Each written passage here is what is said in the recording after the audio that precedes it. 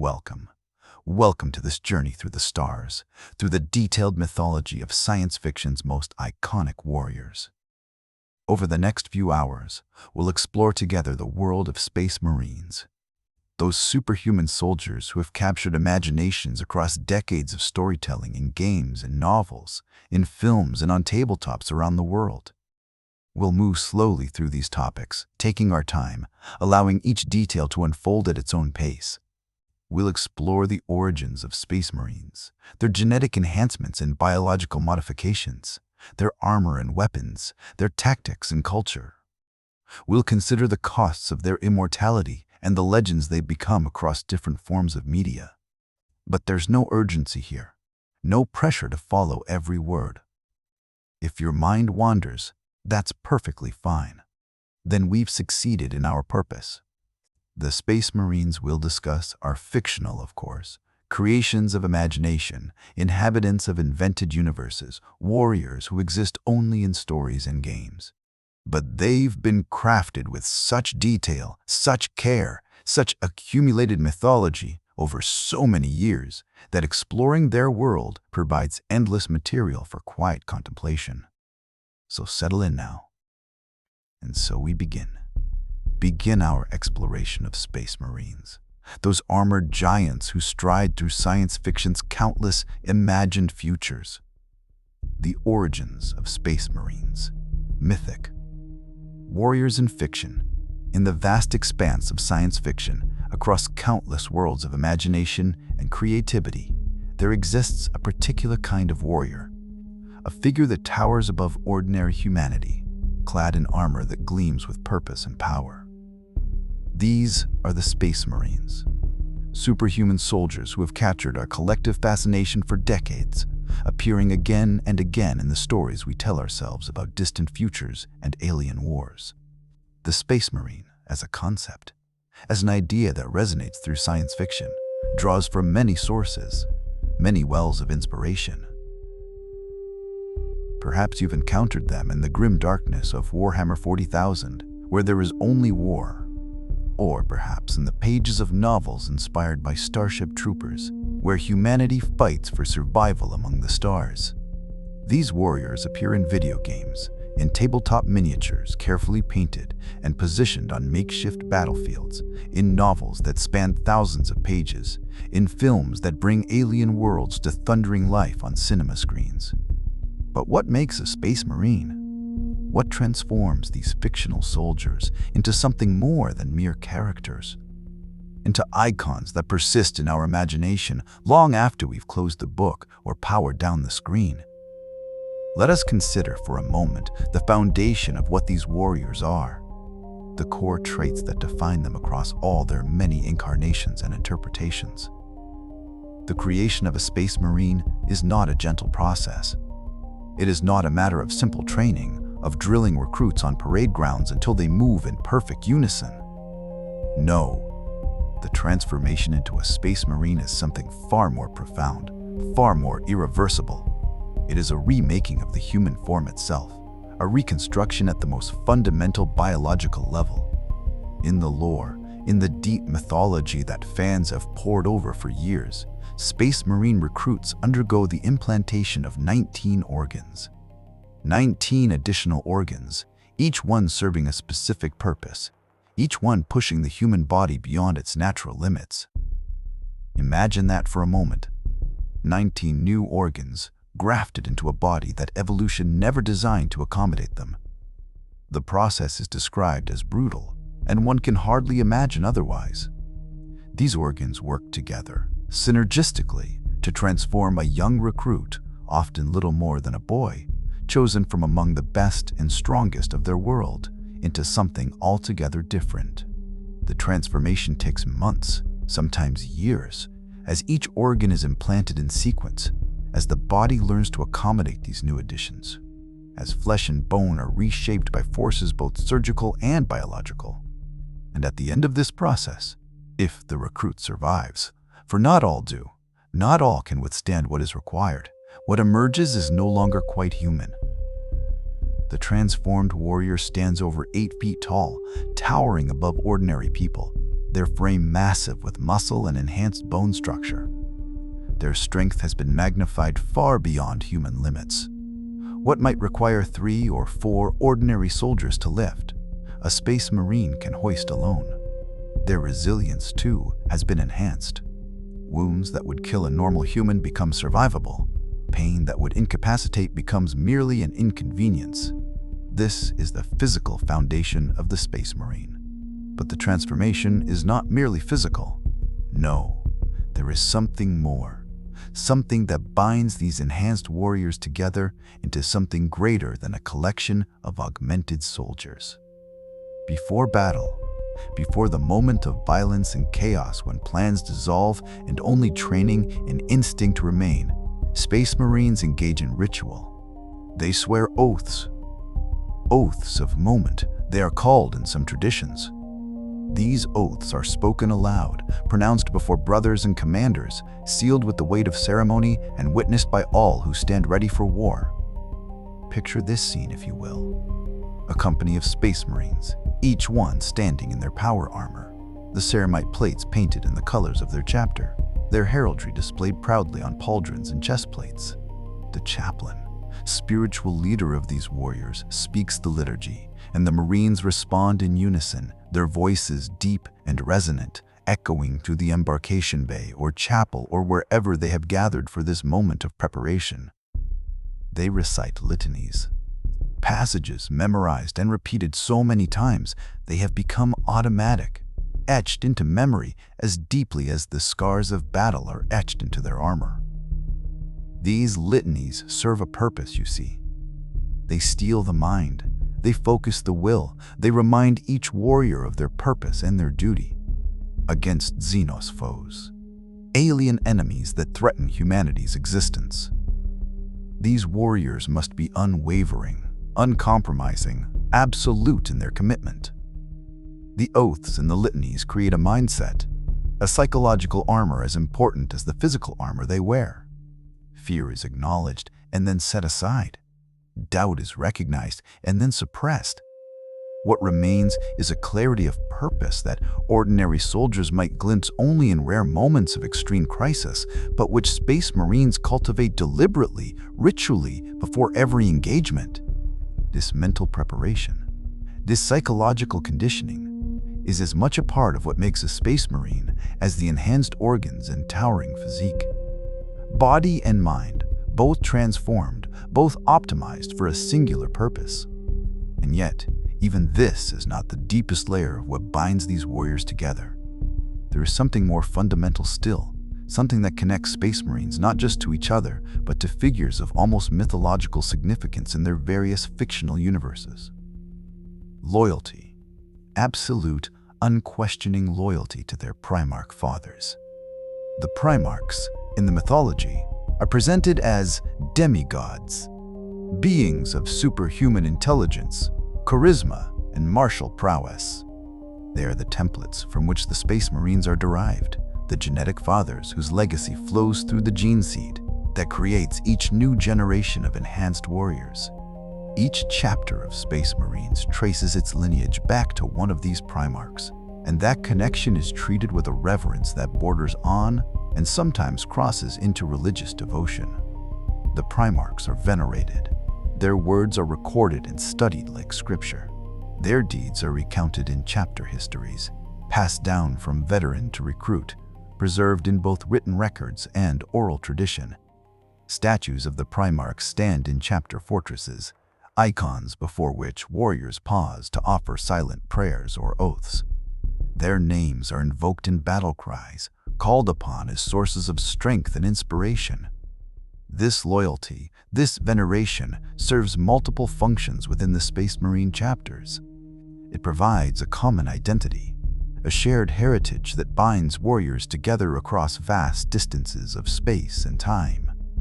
It creates a standard to aspire to, an ideal of perfection that motivates each Marine to push beyond their limits. And it establishes a clear hierarchy of devotion. Loyalty to the Primarch, and through the Primarch, loyalty to humanity itself, or to the Emperor, or to whatever highest ideal governs their particular chapter's philosophy.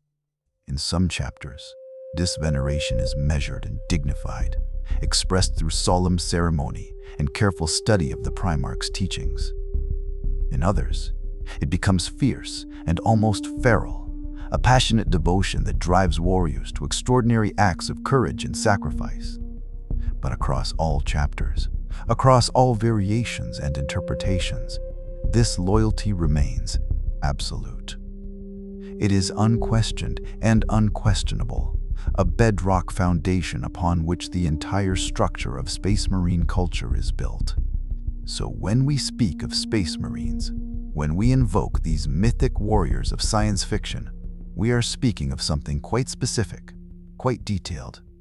We are speaking of enhanced warriors, physically transformed by biological augmentation, standing over 8 feet tall and possessed of strength and resilience far beyond human norms. We are speaking of disciplined soldiers who prepare for battle through ritual and oath, who steel their minds with litanies and focus their will through ceremony. And we are speaking of devoted followers, bound by absolute loyalty to their genetic fathers, the Primarchs, whom they venerate as near religious icons. These 3 elements, physical enhancement, mental discipline, and unwavering loyalty, combine to create something distinctive in the landscape of science fiction. The Space Marine is not simply a soldier with better weapons, not merely a warrior in advanced armor. The Space Marine is a transformation, a fundamental remaking of what a human being can be in service of war. And this concept, this idea of the superhuman warrior, resonates across different media and different interpretations. Whether we encounter them in the tabletop battles of Warhammer 40,000, where players command squads of miniature Space Marines across terrain made of books and boxes and carefully crafted scenery, or in the novels that explore their inner lives and struggles, that show us what it means to be more than human, but perhaps less than free.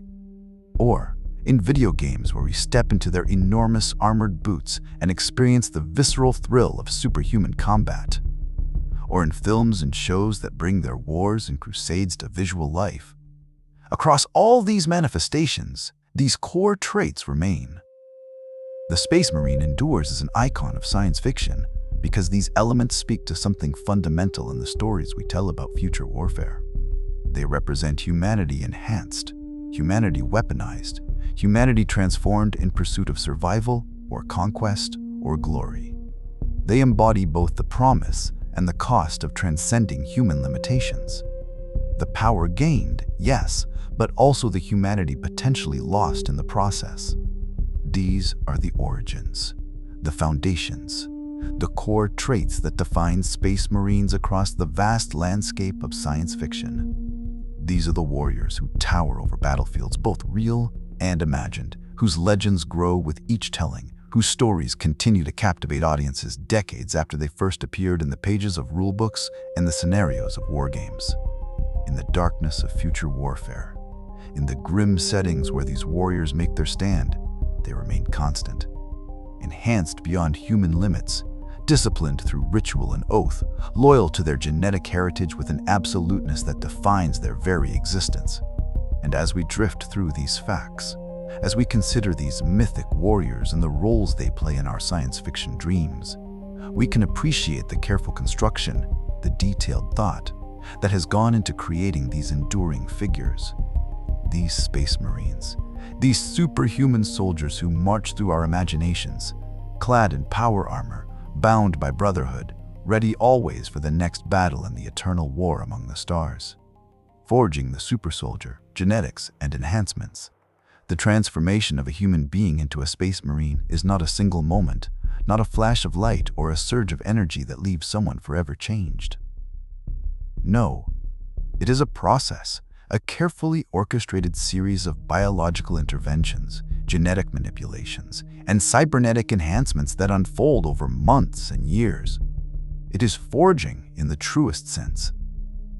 The gradual shaping of raw material into something new, something purpose, built for war. Let us delve deeper now into the genetics and enhancements that create these super soldiers. into the fascinating, sometimes unsettling details of how human biology is pushed beyond its natural boundaries, how flesh and gene and machine are woven together into something greater than their separate parts. Consider first the early stages of transformation, when a recruit is selected and the process begins. The young warrior's body must grow, must change dramatically in a relatively short span of time. Nature would take years to accomplish such growth, would spread it across adolescence in a gradual unfolding. But the chapters, the organizations that create Space Marines, cannot afford such patience. They need warriors, and they need them sooner rather than later. And so they have developed what some call disposable puberty, a designer process that compresses the natural growth of adolescence into approximately 6 months. 6 brutal months, we might add, during which the recruit's body undergoes changes at an accelerated, almost violent pace. Imagine the experience, if you will. Bones lengthening at a rate that can be measured week by week, the skeleton stretching upward and outward, accommodating the enhanced musculature that will soon follow. Muscles bulking up, growing dense with new fibers, fed by the enhanced organs that have been implanted to support this extraordinary growth. The internal organs themselves reinforcing, thickening, adapting to handle the demands that will soon be placed upon them. All of this happens in half a year. The recruit who enters the process as a young adolescent emerges as something approaching their final, massive form. And then, remarkably, the hormonal scaffolding that drove this accelerated growth simply switches off. It self-destructs, like a spent booster rocket falling away from an ascending spacecraft. The extra hormones that flooded the system, pushing growth beyond natural limits, are metabolized and cleared. What remains is stable, permanent, ready for the next phase of enhancement. This elegant brutality, this controlled violence done to the recruit's own biology, sets the foundation for everything that follows. The body has been primed, prepared, made ready to accept the further modifications that will complete the transformation. Each chapter of Space Marines, each distinct organization with its own history and traditions, draws from a genetic source called gene seed. This gene seed, this precious biological material passed down through generations, carries with it the genetic legacy of the chapter, the inherited traits that make each group of Space Marines slightly different from the others. And here's something remarkable, something that the Medicae specialists and apothecaries, those medical experts who tend to Space Marine health, have discovered. Each chapter's gene seed carries a faint electrochemical rhythm, a pattern of signals that can only be detected on the most advanced medical scanners, the sophisticated Auspex devices that peer deep into cellular function. These rhythms are unique to each chapter, as distinctive as a fingerprint or a voice print. And the apothecaries, these veteran medical specialists who have studied gene seed for decades, who have monitored countless implantations and enhancements, they claim they can diagnose mutations, can identify problems or variations, simply by listening to how these electrochemical rhythms sound. Some patterns are smooth and regular, a steady pulse that indicates healthy gene seed.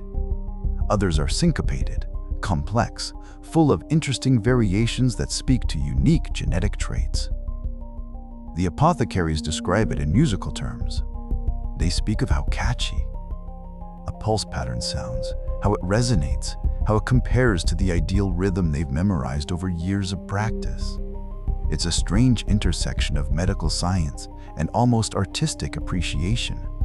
This ability to diagnose genetic health by the aesthetic qualities of an electrochemical signal. One wonders what it would be like to hear these rhythms, to perceive the genetic song that each chapter of Space Marines carries within their very cells, passed down from warrior to warrior across generations. In some federations, some governmental systems that oversee the creation and deployment of Space Marines, there exists an unusual practice that blends propaganda with genetic engineering.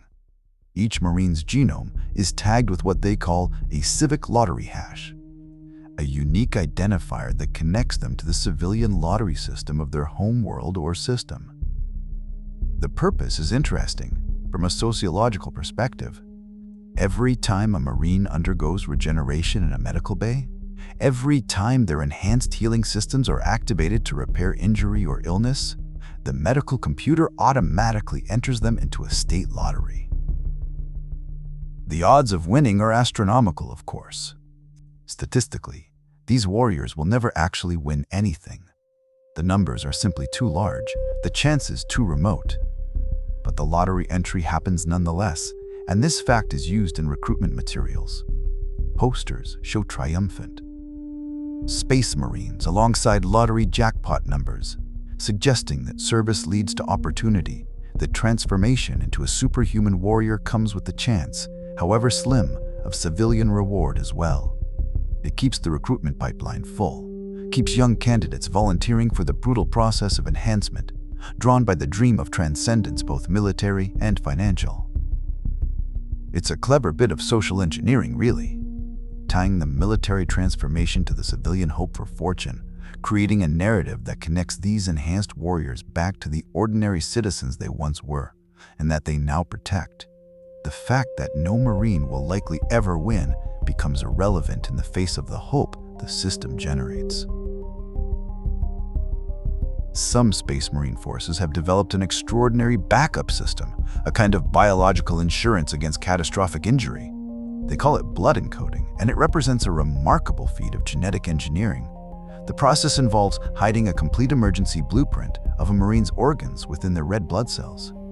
The information is distributed throughout the bloodstream, encoded at a cellular level, a full schematic of lungs and kidneys and liver and every other vital organ. Should a Marine suffer grievous injury in combat? Should they lose a lung to enemy fire or a kidney to shrapnel? The onboard autodocs, those automated medical systems built into their armor or stationed in their combat vessels, can access this blueprint.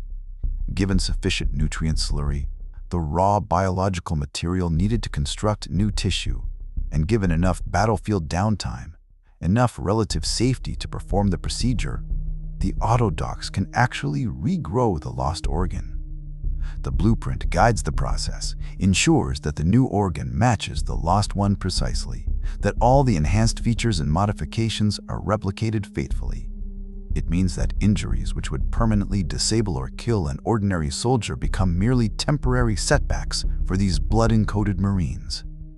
They can survive trauma that should be fatal, can regenerate from damage that should be career-ending, can return to battle when others would be retired to veterans' care or buried with military honors.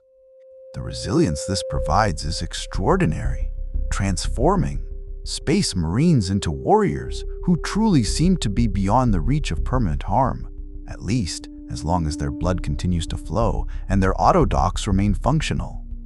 The modifications extend even to the senses, even to systems that seem too delicate, too subtle to be weaponized. Consider the tongue, that organ of taste that in ordinary humans serves primarily to make eating pleasurable and to help identify spoiled or dangerous food. In Space Marines, the tongue is modified, enhanced with sensors that can trace molecules in the air. The taste buds are rewired, connected to analytical systems that can identify chemical signatures at concentrations that would be imperceptible to normal human senses. Veteran Space Marines claim they can taste propellant residue hanging in the air after enemy weapons have been fired. They can detect alien spores, those microscopic particles that indicate xenopresence, that suggest an ambush waiting in the shadows ahead. They can even taste the recycled air filters on their ships, can tell when the life support systems are functioning properly or when some technician has been neglecting maintenance. This tactical sense of taste provides yet another stream of information, another input that feeds into the Space Marine's situational awareness. In the chaos of combat, when every advantage matters, when the difference between life and death can come down to a moment's warning, the ability to taste danger in the air becomes just one more tool in the supersoldier's arsenal. It's a strange thing to contemplate, really. The idea that taste, that sense we associate with pleasure and cuisine, could be transformed into a threat detection system, could become a way of navigating hostile environments and anticipating enemy action. Pain is a complicated thing for Space Marines. Pain serves a purpose in ordinary humans. It warns of injury. It forces rest and recovery. It prevents us from damaging ourselves further when we're already hurt. But for a space marine in combat, pain can be a distraction, a hindrance that reduces combat effectiveness at precisely the moment when maximum performance is required. And so some space marine forces have implemented what they call a distributed pain budget. Instead of feeling pain in the normal, immediate way, a marine's nervous system operates on a quota system. Each battlefield day comes with a fixed amount of pain that will be felt normally, that will register in consciousness as the sharp or burning or aching sensations we associate with injury. But once that threshold is reached, once the day's pain budget has been exhausted, something changes. Further injuries don't disappear, of course. The damage is still tracked, still monitored by the Marine's combat augmetics. But instead of being felt as pain, additional injuries register only as colored status flashes in the warrior's vision. A red flash might indicate a serious wound. Yellow for moderate damage. The information is conveyed. The Marine remains aware of their physical status, but the subjective experience of suffering is postponed, we might say. Deferred until after combat, when there's time to feel, time to hurt, time to heal. It's a strange mercy, in a way, this system that allows warriors to continue fighting even when their bodies are grievously damaged. It enables extraordinary feats of endurance, allows Marines to complete their mission objectives even when they should, by all rights, be incapacitated by pain. But one wonders what it costs them afterward, when the pain budget resets and all that deferred suffering arrives at once.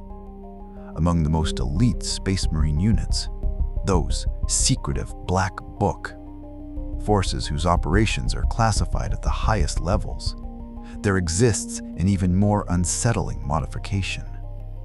It's called a selective amnesia patch, a genetic hotfix that allows commanders to manipulate their warriors' memories. Specific memories can be toggled into encrypted, chemically locked states. The memories don't disappear entirely, but they become inaccessible, hidden behind biological encryption that the Marine cannot consciously break. This means that if captured, if subjected to interrogation by enemy forces, these elite warriors can be questioned for hours, for days even, without ever revealing critical information like which planet they were actually deployed on, what their mission objectives were, who their command structure includes. From a military security perspective, it's brilliant. It creates operatives who are immune to even the most sophisticated interrogation techniques, who cannot betray classified information because they literally cannot access it while in enemy hands. The memories are still there, locked away, ready to be unlocked by the proper chemical key if the Marine is recovered. But during captivity, they might as well not exist. But ethically, psychologically, it raises profound questions. What does it mean to have your own memories controlled by external command? What happens to identity, to the sense of self, when your own experiences can be hidden from you at someone else's discretion? These are the sorts of questions that hover around such modifications, never quite answered, never quite resolved in the fiction that imagines such things. For Space Marines assigned to ceremonial guard duties, those warriors who stand at attention during diplomatic functions, who maintain perfect stillness while representing their chapter in formal settings, there exists yet another layer of genetic and technological integration. Their armor is gene-keyed, linked directly to their enhanced biology through sensors that read stress markers in their sweat. As the guard stands at their post, perhaps a meter away from a hostile ambassador, perhaps in a tense negotiation where violence might erupt at any moment, their body produces stress hormones, subtle chemical signals that indicate rising tension or anxiety. The armor reads these markers continuously, analyzes them in real time, and responds by releasing carefully calibrated micro-doses of calming or aggression hormones as needed. If the guard's heart rate begins to spike, calming agents are released, bringing them back to perfect composure. If the situation demands readiness, alertness without visible tension, the armor can provide carefully measured aggression hormones that prime the warrior for action while maintaining their ceremonial stillness. The result is guards who never waver, never show fear or excitement, never break their professional demeanor no matter what provocations or dangers swirl around them. They stand like statues, like armed monuments, perfect in their self-control because that control is no longer entirely theirs. It's shared with the armor, managed by systems that monitor and adjust their emotional and physical state moment by moment. And here is something that blurs the line between fiction and the games from which much Space Marine lore originates. Across the galaxy's board games and tabletop campaigns, different chapters of Space Marines are represented with different rules, different statistics, different special abilities. The same genetic template might be expressed as different combat capabilities depending on which chapter we're discussing. Some lore scholars, those devoted fans who study the intricacies of Space Marine mythology, have proposed an interesting interpretation of this variation. They argue that the universe itself practices game-balanced evolution, that the intentional differences in rules and abilities aren't just game mechanics, but represent genuine genetic divergence across chapters. The tabletop rules become a way of modeling real biological variation, and the balance required for fair gameplay mirrors the balance that would emerge from actual evolutionary pressures. It's a fascinating bit of recursive thinking, this idea that the game mechanics and the fictional biology mirror and inform each other, that the distinction between rules for play and rules for genetics becomes pleasantly blurred in the intersection of hobby and storytelling. The enhancements don't stop with genetics alone.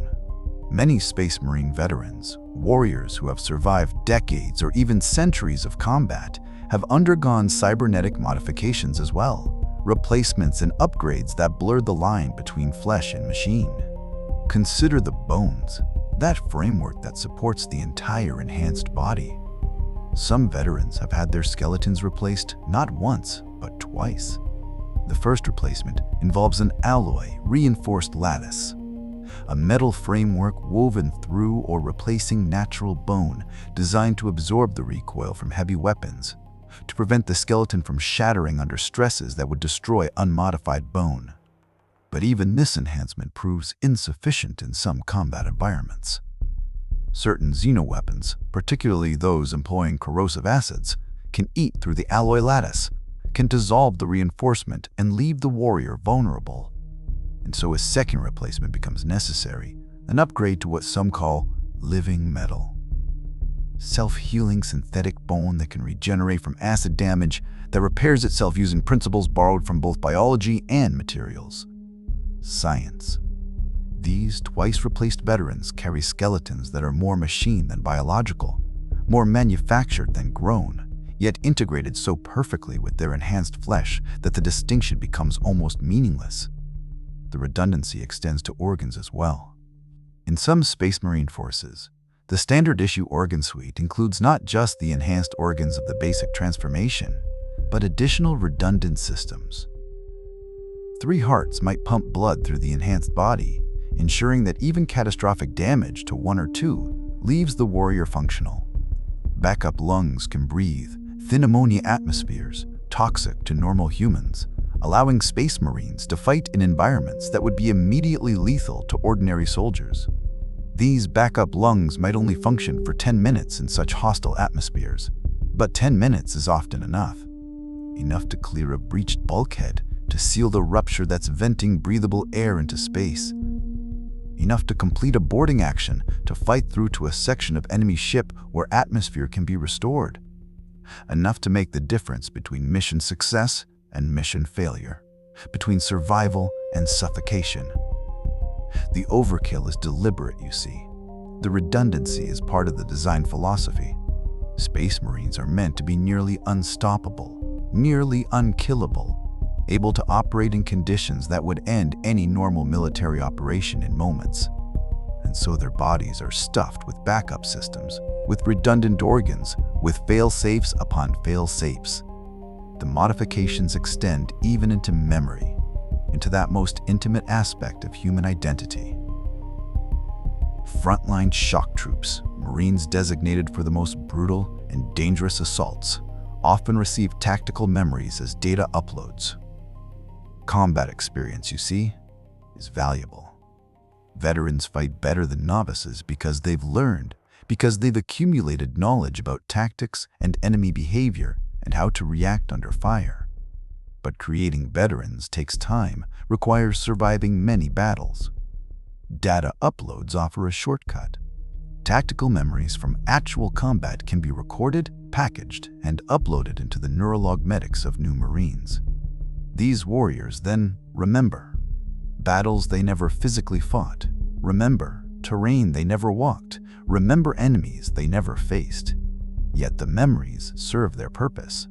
They provide combat experience without the years of service. They create instant veterans from freshly enhanced recruits. The practice creates some interesting complications, though. These warriors earn campaign ribbons for battles they never attended, wear honors for actions they never performed. The memories are real, recorded from actual combat, but the personal experience is entirely vicarious.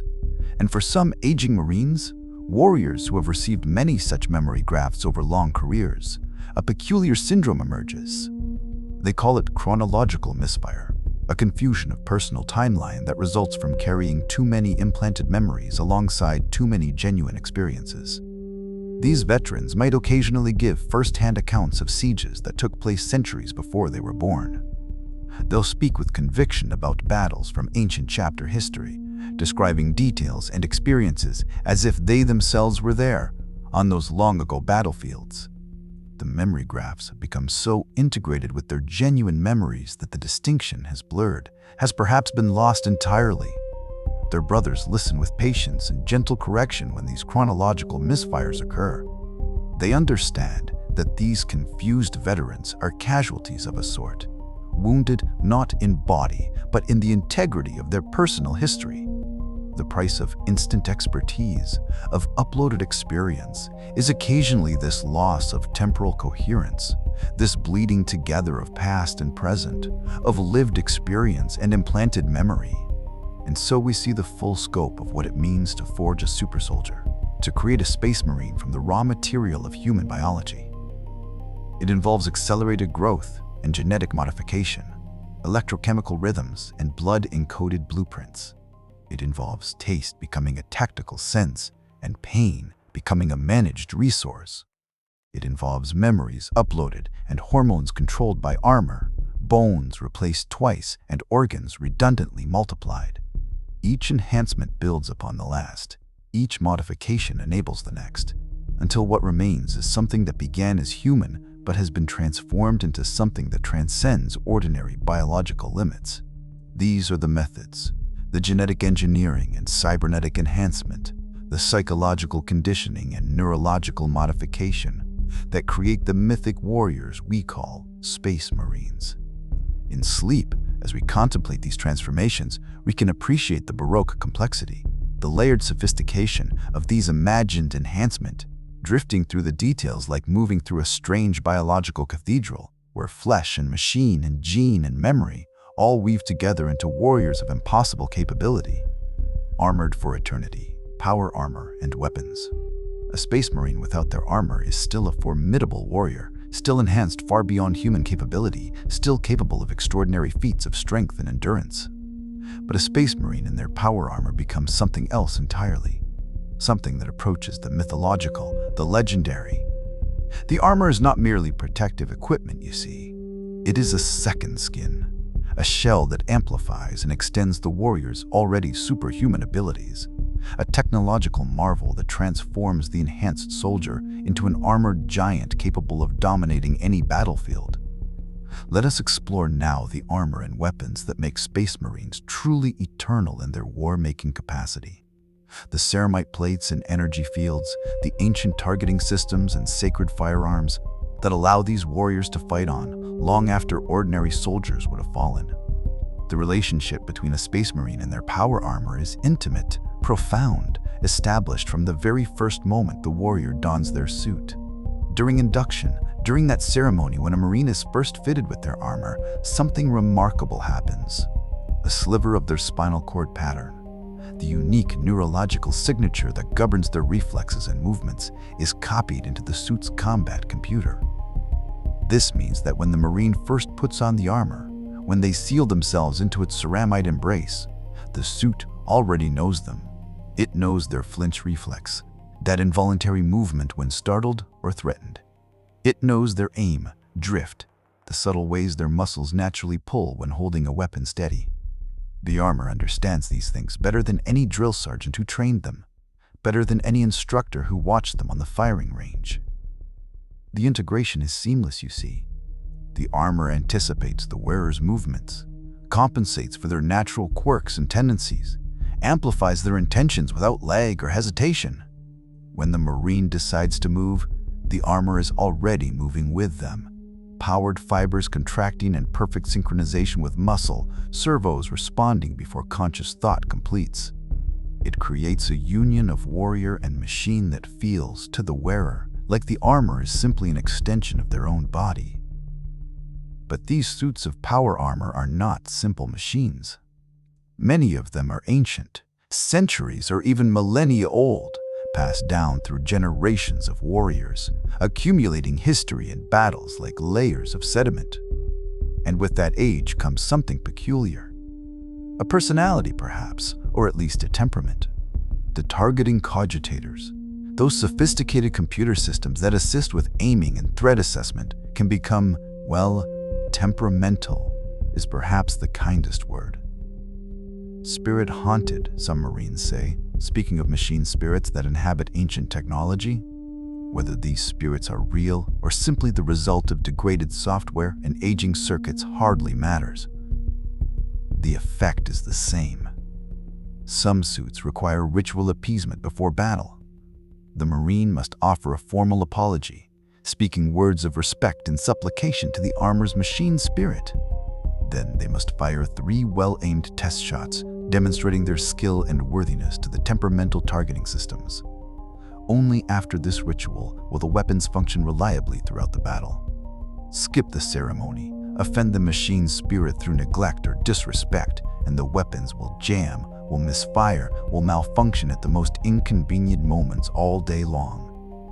It sounds superstitious, perhaps, but veteran Marines know better than to dismiss such rituals. When your life depends on your equipment, when a jammed weapon means death in combat, you learn to accommodate the quirks and demands of ancient technology. Whether those quirks stem from genuine machine consciousness or simply from systems too complex and old to fully understand. Not all experimental modifications to power armor prove successful, of course. One chapter, eager to improve morale and combat effectiveness, installed snack dispensers in their armor's backpack units. The idea was sound enough. Quick access to high-energy food during extended operations. A small comfort in the midst of brutal combat. Something to boost blood sugar and maintain alertness during long engagements. The trial ended rather ignominiously when an entire company was caught requesting resupply in the middle of a firefight. They'd run out of what they called victory candy, those specially formulated treats meant to provide quick energy. Rather than focusing on the battle at hand, rather than maintaining tactical discipline, Marines were breaking formation to request candy resupply from their logistics units. The modification was quietly discontinued, the dispensers removed, the incident largely struck from official records. But it remains a cautionary tale about the dangers of introducing too much comfort, too much convenience into the austere world of Space Marine warfare. Sometimes deprivation, sometimes the harsh absence of comfort serves its own purpose in maintaining combat focus. The armor itself carries history in ways both deliberate and accidental. Many power armor suits are older than the planets their current wearers call home. Think about that for a moment.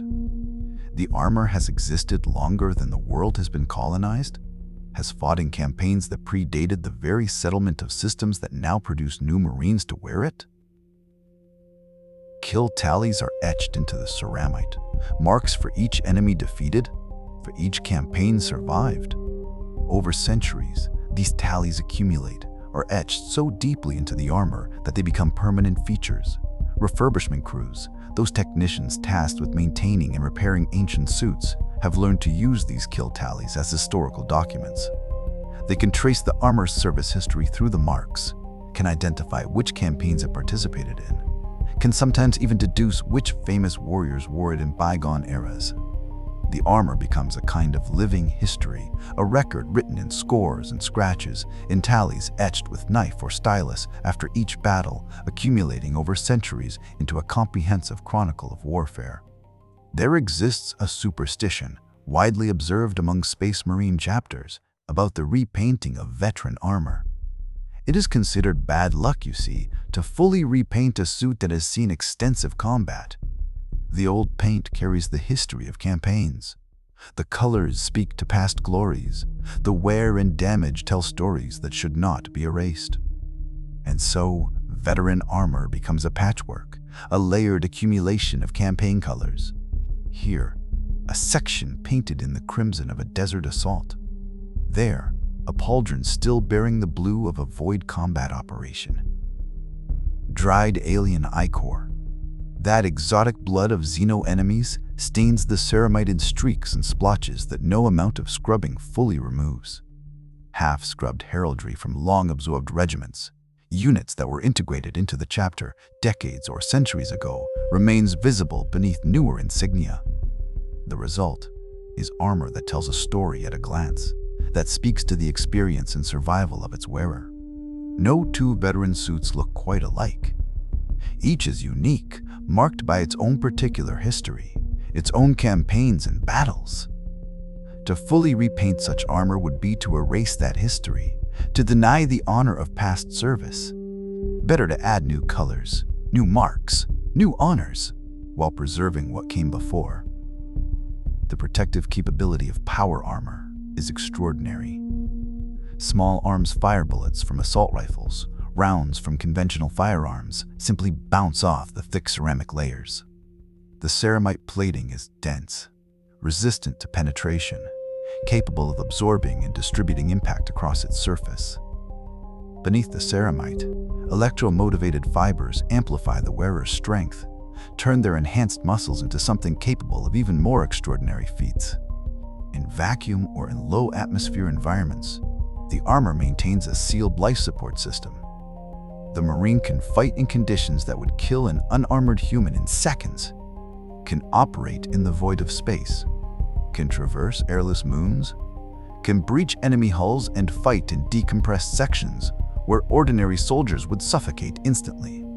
Laser weapons, those directed energy arms like the common lasgun carried by many military forces, prove ineffective against power armor's frontal plating. The ceramic layers resist the heat, dissipate the energy, turn potentially lethal blasts into mere scorch marks on the surface. To defeat power armor requires heavier weapons, more exotic technology, concentrated fire from multiple sources. Some variants of power armor sacrifice mobility for even greater protection and capability. Terminator armor, for example, with its powered backpack units housing micro-nuclear reactors, transforms the wearer into a walking tank. The Marine becomes slower, less agile, but immensely more durable and powerful. Some Terminator suits integrate jetpack systems, allowing brief flights despite the tremendous weight, using the massive power output from the nuclear reactors to overcome gravity temporarily. These heavier variants are reserved for specific roles: boarding actions in confined spaces, assaults on heavily fortified positions, situations where raw power and durability matter more than speed and maneuverability. A Terminator. Armored Marine can walk through fire that would force lighter armored troops to take cover, can breach bulkheads and doors that would stop standard power armor, can bring devastatingly heavy weapons to bear in situations where lighter suits would be overwhelmed. The weapons carried by Space Marines match the armor in their legendary status. The bolter, that sacred firearm that has become synonymous with Space Marine warfare, fires mass reactive shells, rounds that are essentially miniature rockets. Each shell is self-propelled, accelerating after leaving the barrel, and contains a shaped charge that detonates inside the target. The effect is devastating. Against unarmored foes, a bolter round doesn't merely punch through.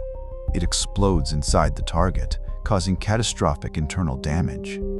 The symbolism is intentional. These weapons embody explosive wrath, righteous fury made manifest in ammunition that doesn't just kill but obliterates. Against enemy armor, bolters struggle somewhat.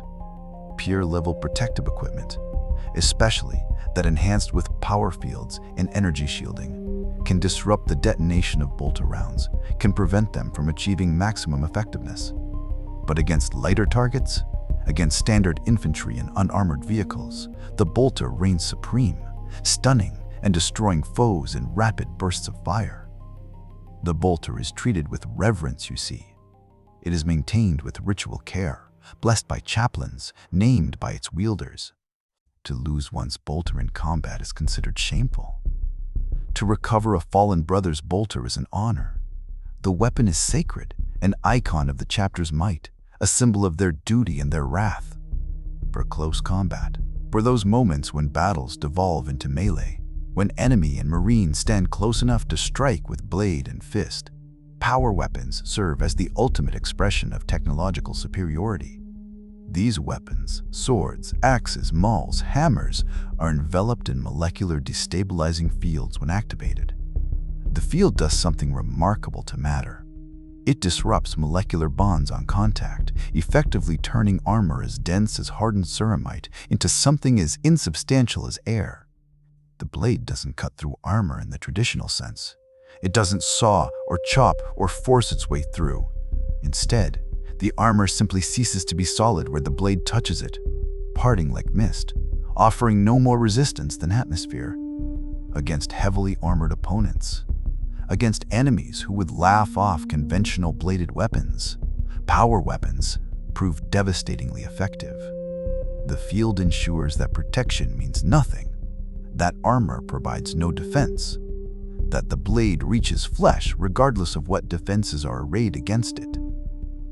For ranged heavy firepower, las cannons provide immense destructive potential. These weapons dump massive amounts of energy in concentrated beams, superheating the air itself along their path, creating effects that resemble rocket-propelled grenade blasts in their explosive impact. The accuracy of a las cannon, the ability to precisely target weak points in critical systems, gives it advantages over unguided rockets and missiles.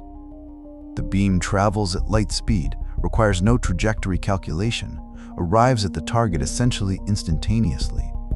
Las cannons can pierce vehicle armor, can breach fortified positions, can bring down structures, and destroy heavy equipment. In the hands of a space marine, with their enhanced reflexes and targeting systems, a las cannon becomes a precision instrument of destruction, capable of eliminating threats at extreme range with pinpoint accuracy. The connection between marine and armor goes deeper still, is more intimate than mere training or familiarity. The black carapace, the final organ implanted in space marine transformation, interfaces directly with the armor systems. It's a layer of neural interface tissue grown beneath the skin, with ports and sockets that allow direct nerve connection to the armor's computers and sensors. When the armor is donned, these connections engage, and suddenly, the Marine's nervous system extends into the suit itself. They can feel the armor's sensors as extensions of their own senses. They can control its systems with thought-speed responses. The armor becomes, in a very real sense, part of their body, as responsive and intuitive as their own limbs. This black carapace technology draws inspiration from science fiction role-playing games like Traveler, where powered battle dress created similar integration between soldier and equipment. The concept resonated, proved compelling, and was absorbed into Space Marine lore as one more layer of the supersoldiers' enhancement. The iconic appearance of Space Marines owes much to their distinctive armor design.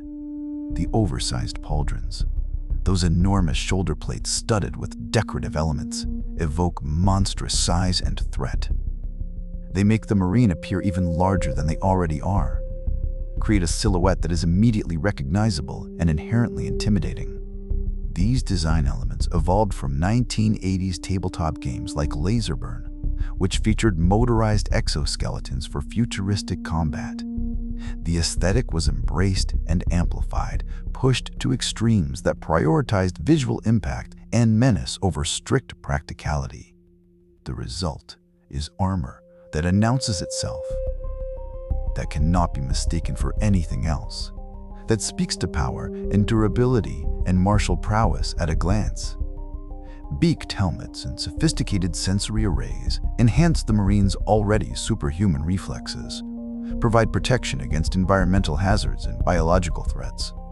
Plagues that would devastate ordinary troops, wounds that would prove fatal to unenhanced soldiers, are shrugged off by Marines whose sealed armor creates a perfect barrier between them and a hostile universe. Power weapons carry their own mythology, their own accumulated lore across different media and interpretations. In Warhammer 40K tabletop rules, where these weapons first appeared, they serve as elite equipment whose energy sheaths ignore most armor protection.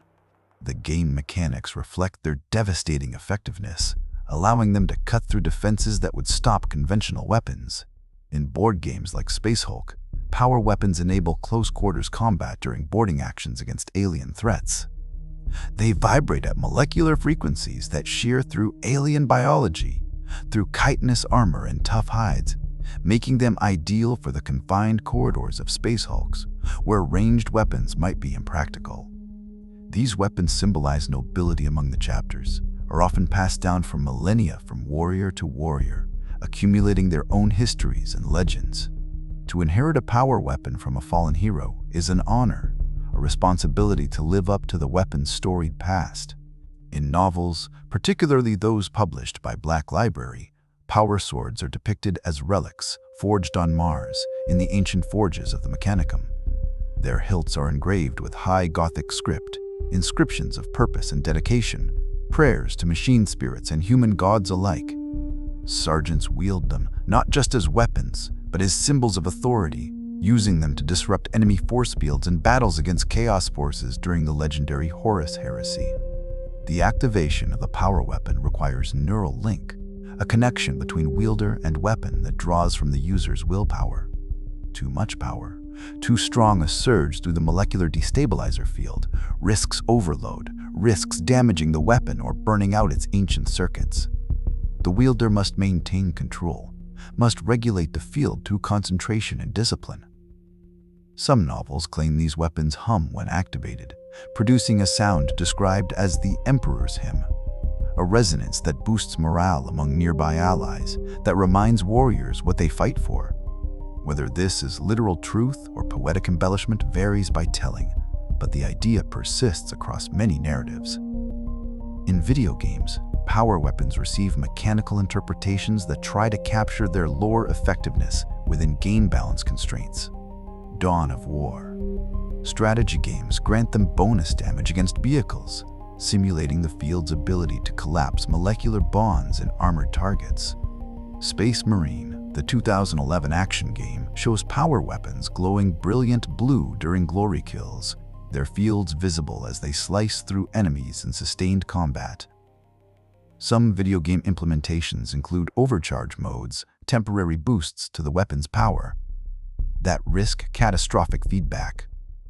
Push the weapon too hard, demand too much from its ancient systems, and the molecular field might surge back through the handle, melting the ceramite of the wielder's gauntlets, burning their hands even through power armor. Multiplayer modes typically balance power weapons as rare drops, special equipment that provides significant tactical advantage, but must be used carefully, as ammunition or charge is often limited. In fan films and card games, power weapons receive yet more interpretations. Power mauls are portrayed as cousins to thunderhammers, emitting shockwaves on impact that stun and disorient enemies even before the molecular field does its work.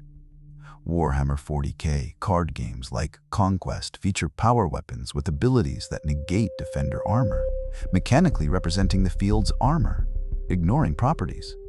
Tabletop rules sometimes describe hidden micro-null fields in power weapons, secondary systems that nullify enemy technology, that shut down orc mechboy contraptions through electromagnetic disruption. Movies and visual media show them carving through even the living metal of ancient mechanical races, though such sustained cutting supposedly scars the blade, damages the weapon through the extraordinary stress of cutting materials that try to phase back into solidity. Card games assign relic status to ancient power weapons, giving them gain mechanics where they gain strength from defeated enemies, absorbing some essence of those they've slain, growing more powerful with each victory. Board game expansions limit power weapons to veteran units, as inexperienced warriors supposedly suffer field burn, injuries from improper handling of the molecular destabilization field. The mythology surrounding power weapons extends into claims about their forging. Mars's ancient forges, those foundries operated by the tech priests of the Mechanicum, supposedly infuse power weapons with fragments of STC. Standard template. Construct technology. The legendary lost knowledge of humanity's golden age. These STC fragments grant the weapons an eternal edge, an ability to maintain their molecular disruption fields indefinitely, making them heirlooms that function as well after 10,000 years as they did when first forged.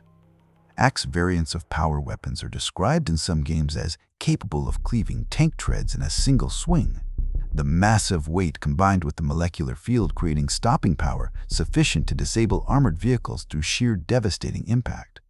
Fan lore adds psychic attunement to some power weapons, suggesting that those wielded by librarians and other psychers can channel mental energy through the blade, allowing them to slay demonic entities outright, to cut through creatures that are as much spirit as matter. Some tabletop expansions even grant power weapons, the ability to parry incoming last cannon blasts through energy deflection. The molecular field somehow able to divert even concentrated laser fire when positioned correctly, when wielded with sufficient skill and timing. And so we see the full scope of what it means to be armored for eternity, to carry weapons that have fought for millennia. The power armor that encases Space Marines is more than protection. It is integration, it is history, it is machine spirit and ritual requirement, it is patchwork colors and kill tallies etched in ceramite. The weapons they carry are more than tools of war. They are sacred relics, molecular disrupting marvels, bolters that symbolize wrath and power, swords that cut through any defense. Together, armor and weapons transform already superhuman warriors into legends, into armored giants who stride through hostile environments with impunity, who shrug off fire that would annihilate ordinary soldiers, who wield firearms and blades that embody humanity's most advanced and ancient military technology. In the quiet of contemplation, as we consider these armored eternals and their sacred weapons, we can appreciate the layered detail, the accumulated mythology, the intersection of game mechanics and narrative lore that has built these icons of science fiction warfare into something that resonates across decades of storytelling and play. Thunder from the skies, tactics and combat. There is a particular moment in Space Marine warfare that has captured the imagination of countless stories and games and battles played out on tabletops around the world. It is the moment of arrival, the instant when warriors plunge from orbit in armored pods, when they fall from the sky like meteors, like divine judgment, like thunder made manifest. This is the drop assault, the orbital insertion, the way Space Marines announce their presence on a battlefield with fire and fury and the scream of atmosphere tearing around plummeting ceramite. Let us explore now the tactics and methods of these sky-borne assaults, the careful choreography that lies beneath what appears to be simple violence, the layers of strategy and deception that transform falling from space into an art form of warfare. The first challenge of any drop assault is avoiding detection, or at least delaying it for as long as possible. Ground-based sensors, sophisticated defense networks designed to track incoming threats, watch constantly for objects descending from orbit. They search for the heat signatures of re-entry, the trajectories that indicate military deployment rather than natural phenomenon. And so, Space Marine fleets have developed what some call the meteor mask approach. They time their drop assaults to coincide with natural meteor showers, those celestial events when countless small rocks and debris burn through the atmosphere. The drop pods fall amid this natural chaos, mingling their descent with the meteors, their signatures lost in the overwhelming sensor noise of hundreds or thousands of naturally occurring objects. Ground controllers see the meteor shower, track it, note it, and file it away as harmless space debris, doing what space debris always does when it encounters planetary atmosphere. By the time they realize that some of those falling objects are not rocks but drop pods full of superhuman warriors, it is far too late to mount an effective defense. The pods are already through the outer atmosphere, already in terminal descent, already seconds from impact. The deception is elegant in its simplicity, requiring only patience and astronomical knowledge, the willingness to wait for the right natural conditions before launching the assault. But the effect is devastating. Defenders caught completely unprepared, their warning systems bypassed by natural camouflage, their response time reduced to almost nothing. Even when timing with meteor showers isn't possible, Space Marine fleets employ layers of deception and information gathering before the main assault begins. Flotillas saturate the landing zone with what are called sacrificial sensor pods. Cheap, disposable units, sometimes referred to as ghost pods. These pods are designed to die.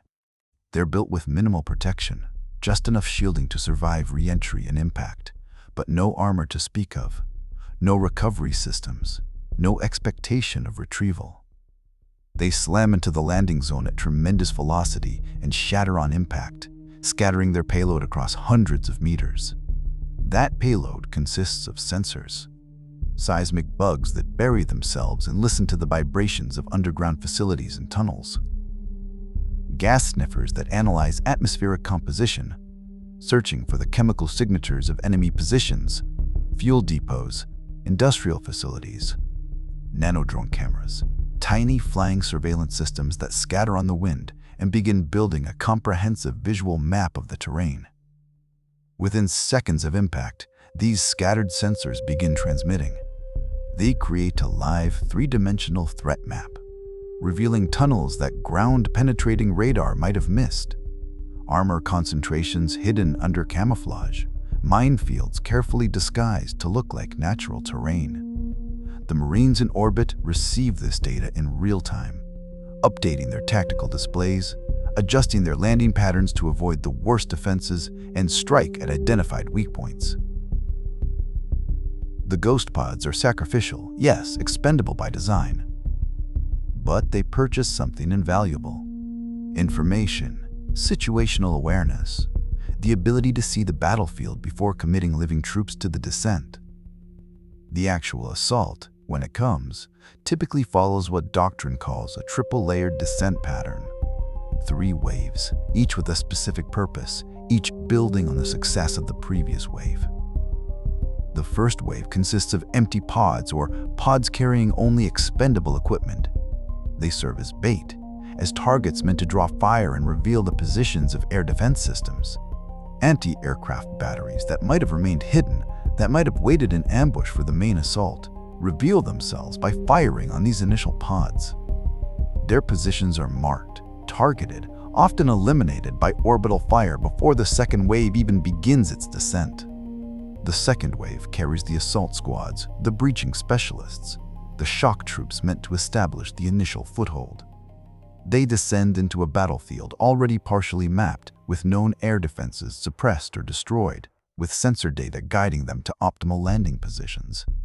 They hit the ground fighting, emerging from pods with weapons ready, immediately engaging any defenders who survive the preliminary bombardment. The third wave follows minutes or sometimes hours later, depending on tactical requirements.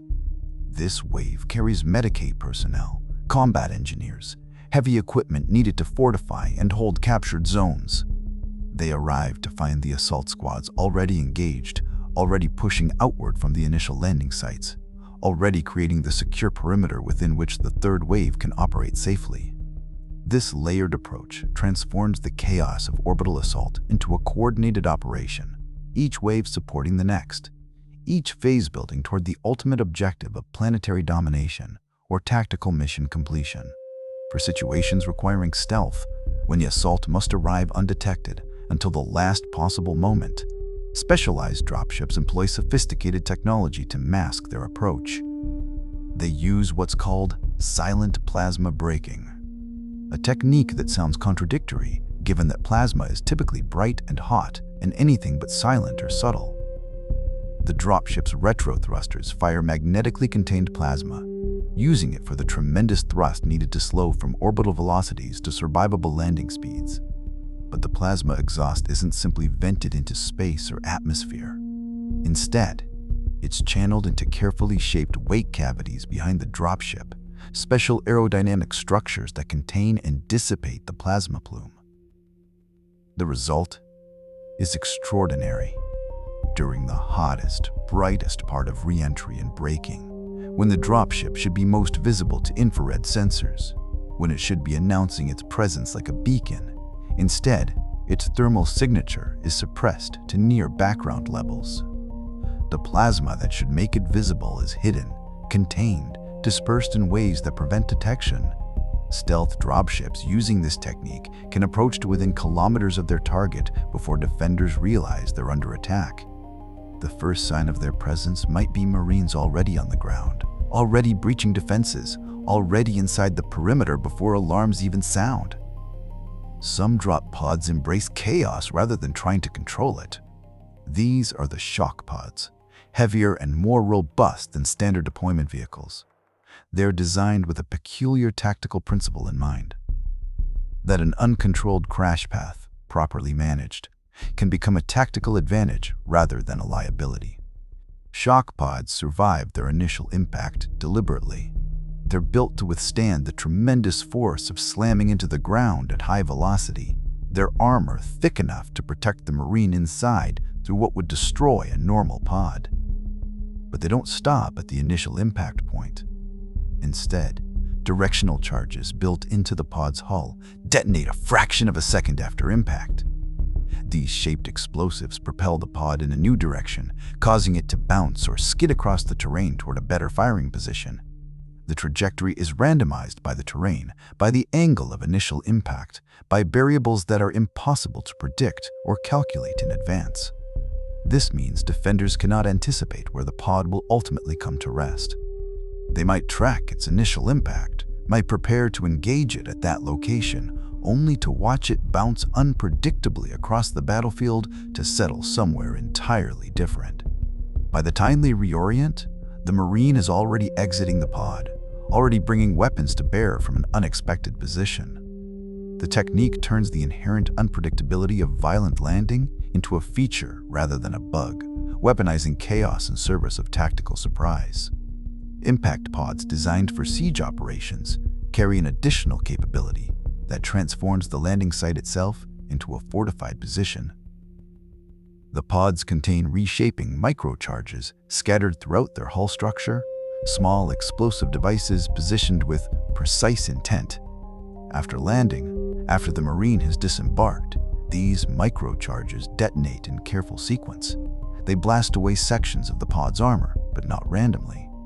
Each charge is positioned to terraform the impact crater, to create blast funnels that provide covered firing lanes, to form shielded pits where Marines can take protected positions while laying down suppressing fire. The landing zone becomes instantly fortified, transformed from open ground into defensible terrain through controlled demolition of the pod itself. The very vehicle that delivered the Marines becomes the foundation of their defensive position. Its armor plating repurposed into barriers and shields, its structure collapsed into useful battlefield geometry. It's a recognition that drop pods, once they've served their primary purpose of delivering troops, can continue to serve in a secondary role, as instant fortifications, as the bones of a defensive perimeter, as resources to be harvested and repurposed in the economy of warfare.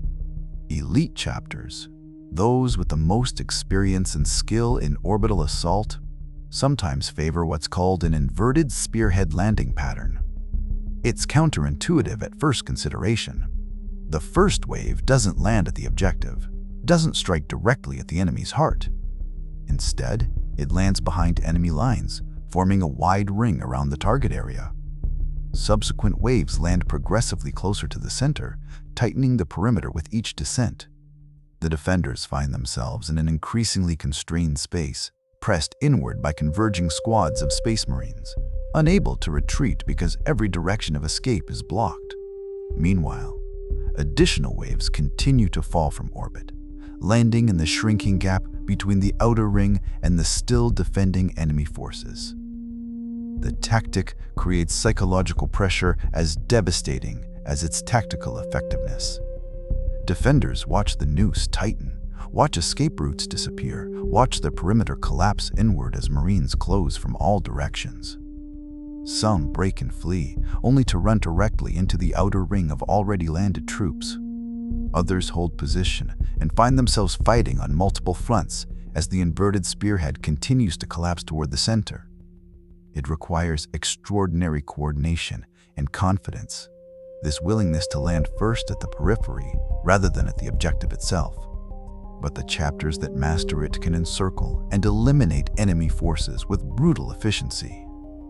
For Marines equipped with jump packs or other aerial mobility systems, an even more sophisticated technique exists. They practice what some call mid-air reassignment, the ability to change targets even after the drop has already begun. The Marine ejects from their pod during the final seconds of descent, while still high enough above the ground to use their jump pack or glide capabilities. In mid-air, falling but with some ability to maneuver, they redirect toward more critical targets, toward objectives that have emerged as priorities during the descent, toward positions where they're needed more urgently than the original landing zone. An entire assault wave can be retasked this way. Dozens of Marines simultaneously ejecting and redirecting, transforming a drop aimed at one set of coordinates into an assault on an entirely different position. The defenders see pods descending toward Point A, prepare their defenses there, and then watch in confusion as the pods disgorge their cargo early and the Marines veer off toward Point B instead. It's a technique that requires exceptional piloting skill, extraordinary situational awareness, and the kind of real-time intelligence that only comes from the sensor networks and reconnaissance that precede the drop. But it provides flexibility that rigid, unchangeable drop trajectories cannot match. Deception extends even to communications during the assault. Drop pods broadcast fake distress beacons as they descend, sending out emergency signals on known enemy frequencies. They transmit false casualty telemetry, reports suggesting that multiple pods have been damaged or destroyed, that the assault is going badly, that Marines are wounded and in need of assistance. Compassionate enemy commanders, following their training and their inclination to rescue the wounded, divert medical evacuation units toward these false crash sites. Recovery teams rush to assist, perhaps hoping to capture wounded Space Marines for intelligence value, perhaps simply acting on reflex and doctrine. And waiting at those false crash sites are ambush teams, Marines in perfectly functioning pods who have adopted camouflaged positions, whose armor has been temporarily painted or covered to blend with terrain, who wait in absolute stillness for rescue teams to arrive and expose themselves. The deception weaponizes the enemy's own humanity, turns their medical protocols and rescue doctrine against them. It's ruthless, certainly, but effective in disrupting enemy response and eliminating support units that might otherwise aid in defense. The complexity of these orbital assault tactics, the hundreds of variables and thousands of possible variations, might seem impossible to coordinate in the heat of battle. And so many chapters formalize their favorite approaches as named orbital doctrines. These doctrines have evocative names: Rain of Iron, Broken Halo, Silenced Dawn, each name encoding a complete tactical approach. Each doctrine specifies pod ratios, what percentage should be ghost pods versus assault pods versus support pods. Each defines squad loadouts, what weapons and equipment should be prioritized for the particular style of assault. Each establishes authorized collateral levels, how much damage to civilian infrastructure or non-military targets is acceptable in pursuit of objectives. With these formalized doctrines, an admiral can order a complete, complex, planetary assault with a single coded phrase: execute. Rain of Iron on designated coordinates carries all the detailed instructions needed for flotilla commanders, drop specialists, and assault teams to coordinate their actions. The simplicity of the order belies the sophistication of the response it triggers. Among orbital assault, Marines, Among those specialists who have conducted countless drops and lived to perfect their techniques, certain superstitions have taken root. One of the most widespread is the belief that every campaign must begin with at least one drop pod landing upside down, or the entire war will go badly.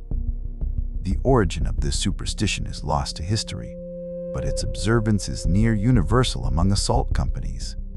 And because no Marine wants to risk being the one whose pod inverts, because the idea of tumbling through atmosphere in a pod that's oriented wrong is deeply unpleasant. Despite the restraint systems and armor protection, veteran sergeants have developed a tradition.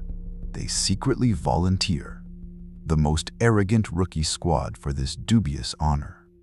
The justification is manifold. It builds character, teaches humility, reminds the arrogant that chaos is always a factor in warfare, that the best plans still encounter unpredictable variables. The rookies emerge from their upside-down landing, dizzy, perhaps nauseous, certainly humbled.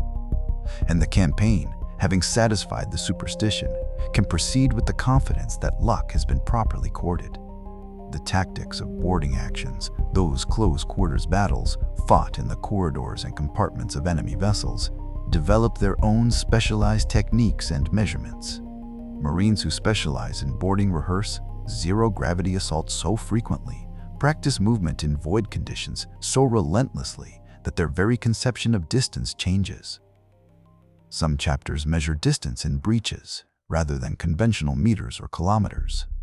A breach is roughly the distance an armored Marine can kick off a bulkhead in zero gravity and still arrive at the destination point with enough momentum to strike axe. First, to bring a power weapon to bear immediately upon arrival. It's a practical measurement, born from the specific physics of corridor fighting in microgravity. When planning breaching routes, when coordinating squad movements through the tangled three-dimensional maze of an enemy ship, thinking in terms of breaches makes more sense than thinking in meters. It accounts for the Marines' mass, their power armor's bulk, the distance they can cover in a single propulsive kick, the momentum they need to arrive as an effective combatant rather than as a drifting target. Veterans develop an intuitive sense for breach distances, can glance at a corridor junction or compartment layout and immediately know how many kicks it will take to traverse, whether they'll arrive with enough force to engage effectively, whether the geometry favors attacker or defender. This specialized vocabulary, these measurements unique to boarding combat, represent one more way in which Space Marines operate in a world apart from conventional military forces, with tactics and techniques adapted to situations that ordinary soldiers might never encounter in entire careers of service. And so we see the full scope of orbital assault and boarding tactics, the thunder from the skies that announces Space Marine arrival on countless battlefields across fictional galaxies. We see meteor mask deception and sacrificial sensor pods, triple-layered waves, and silent plasma braking. We see ground bounce insertions and programmable craters, inverted spearheads, and mid-air reassignments. We see crash beacon deceptions and named doctrines, upside-down superstitions, and breaches measured by power armor momentum. Each technique represents accumulated experience, lessons learned across centuries of warfare, tactics refined through countless drops and boardings and battles. The apparent chaos of pods falling from orbit, of Marines plunging through atmosphere toward hostile ground, conceals sophisticated choreography, careful planning, and the kind of coordination that transforms what might be suicidal descents into devastating first strikes. In contemplation, as we drift through these tactical details, we can appreciate the thought and creativity that has gone into imagining these methods of warfare, these ways of bringing superhuman warriors from orbit to battlefield, from ship to ship, across the void and through atmosphere, arriving always like thunder, like judgment, like divine retribution falling from the uncaring stars. Brotherhood in battle, culture, rituals, and variations.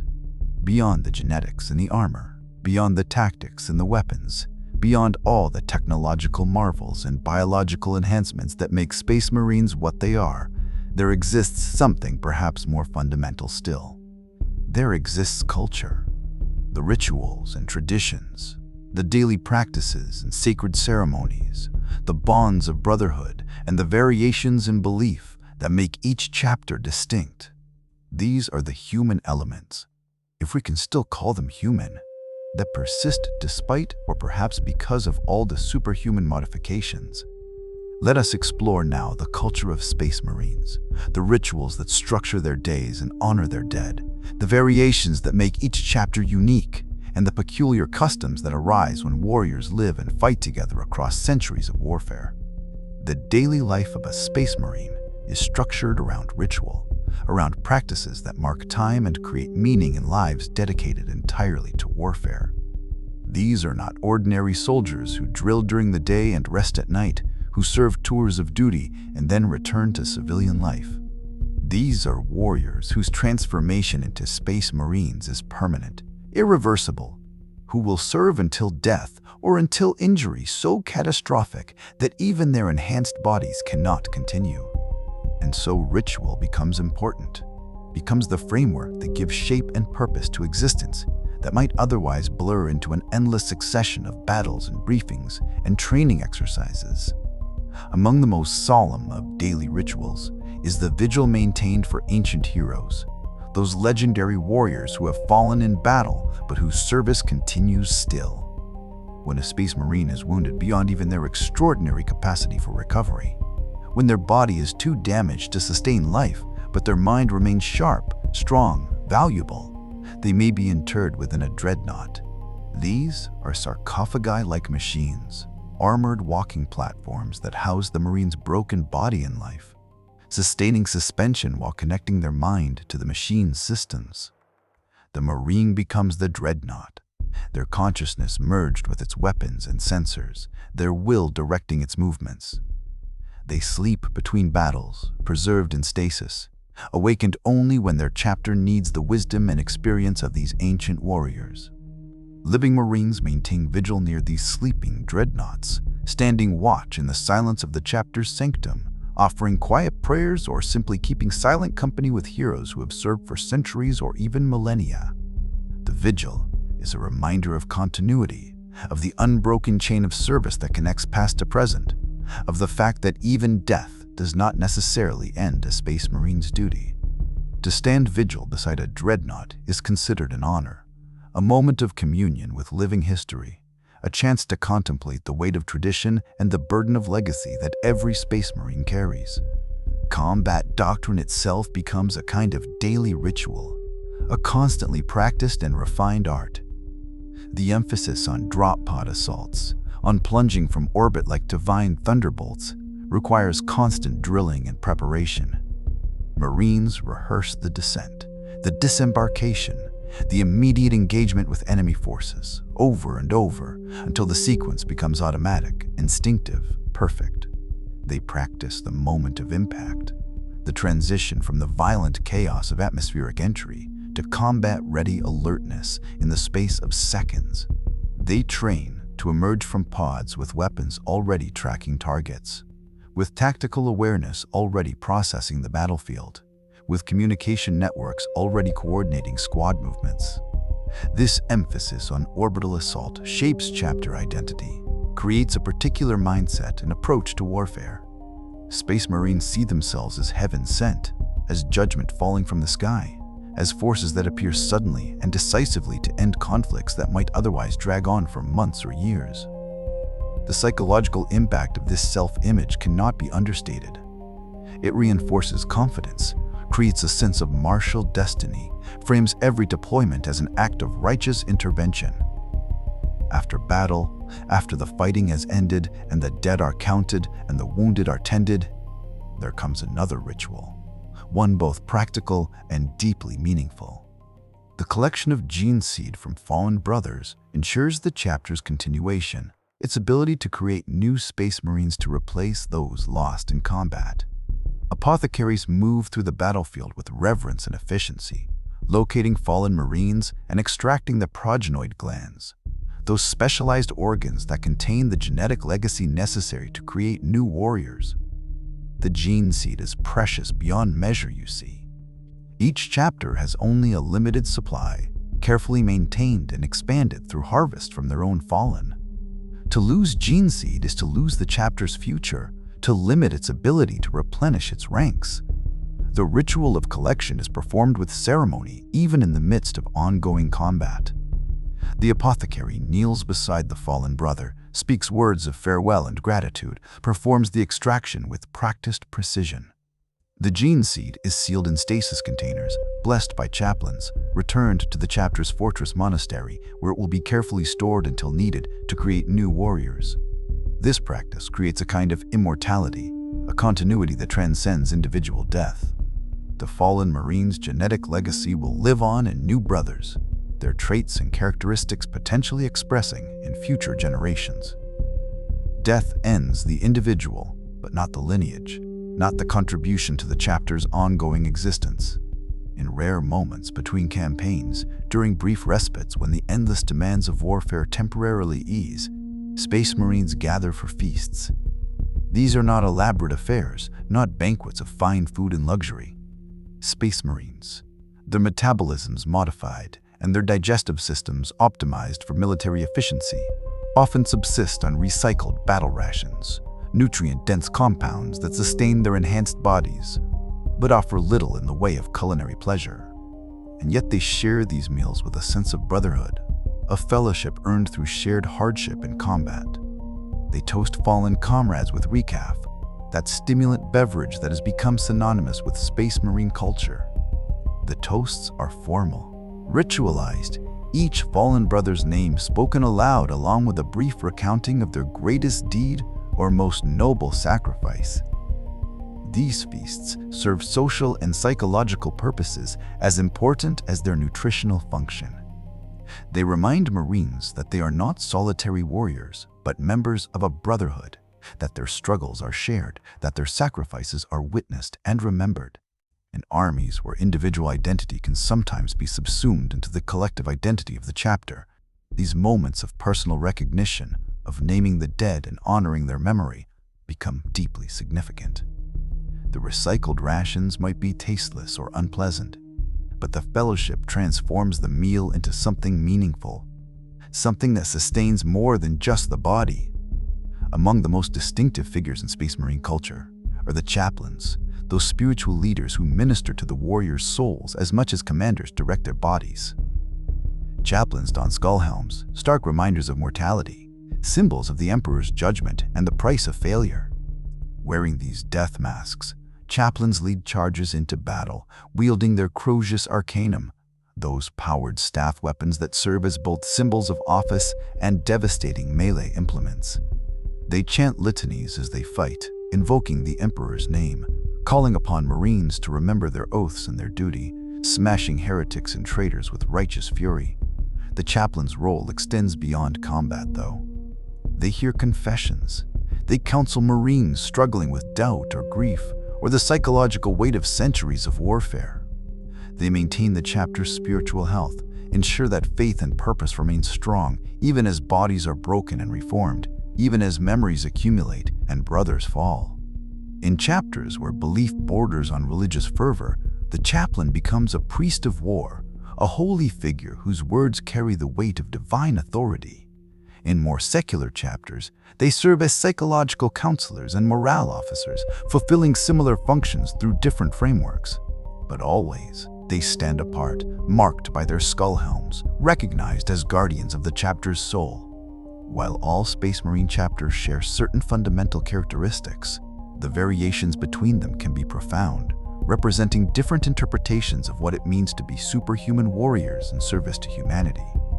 The Ultramarines, perhaps the most famous chapter, uphold the Codex Astartes as holy scripture. This massive tactical manual, supposedly written by one of the legendary Primarchs, dictates proper organization, tactical approaches, command structures, and operational procedures. Ultramarines treat it not as mere guidelines, but as sacred text, studying its passages the way theologians study religious doctrine. This adherence to the Codex creates tactical purity, a rigorous approach to warfare that emphasizes proven methods over innovation. Ultramarines fight with precision and discipline, executing textbook maneuvers, following established doctrine even in fluid combat situations. Some might see this as inflexibility, but ultramarines would argue it represents mastery of fundamentals, the perfection of techniques refined over 10,000 years of warfare. Their chapter culture emphasizes order, hierarchy, proper procedure. They believe that adherence to the codex is what separates them from barbarians and heretics, that discipline and doctrine are the foundations upon which all else is built. In stark contrast stand the space wolves, whose culture embraces a far more feral approach to warfare. They organize not into standard companies, but into packs, with pack dynamics and hierarchy reminiscent of the wolves for which they're named. They favor close combat, charging into battle with howling berserker fury, abandoning careful tactics for raw aggression and overwhelming violence. Space wolves maintain oral traditions, telling and retelling sagas of great deeds and legendary warriors. New members earn their place, not just through martial prowess, but through actions worthy of being remembered in saga, through deeds that will be recounted by future generations around feast halls. Honor among space wolves is measured in story, in whether your actions deserve to be sung about, whether your life will be remembered or forgotten. This saga tradition creates a culture that values individual heroism alongside brotherhood, that celebrates bold action and daring risks, that sees warfare as an opportunity for glory as much as a grim necessity. Space wolves might seem less disciplined than ultramarines, might appear to abandon tactical sophistication for raw fury, but they would argue that their approach channels something fundamental in humanity, something primal and powerful that more structured chapters have suppressed. Their feasts are legendary, their halls raucous with boasting and drinking and competitions of strength. They embrace their enhanced physicality not as burden but as gift, celebrating what they've become rather than mourning what they've lost of baseline humanity. The Black Templars represent yet another variation, a chapter defined by eternal crusade and zealous faith. They have no homeworld, no fixed fortress monastery. Instead, they wage continuous warfare, traveling from battle to battle in massive crusade fleets, seeking out enemies of humanity wherever they might be found. Black Templars are zealots in the truest sense, their faith in the Emperor, absolute and unquestioning. They scorn psychers, seeing psychic power as witch taint, as corruption that must be purged regardless of whether it claims to serve humanity's interests. Their hatred of anything they perceive as impure drives them to extraordinary acts of violence, to purges that other chapters might consider excessive, to a ruthlessness that sometimes troubles even their fellow space marines. In Black Templar culture, there is only crusade, only warfare in the Emperor's name. They see themselves as sword-bearers, as instruments of divine will, as warriors who have pledged their existence to eternal struggle against humanity's enemies. Rest is temporary, peace is illusion, and the only true duty is to seek out and destroy those who threaten the faithful. Their ships are mobile monasteries, their lives structured around constant deployment and engagement. Young Black Templars serve as sword brethren, apprenticed to veterans, learning the crusading way through direct participation in continuous combat. The chapter grows through this constant warfare, absorbing recruits from worlds they defend, swelling beyond the normal size limits. Other chapters observe, organized into multiple crusade fleets that operate semi-independently across the galaxy. The culture of Space Marines extends even into considerations of retirement and veteran benefits, though in ways that reflect the unique nature of these warriors and the societies that create them.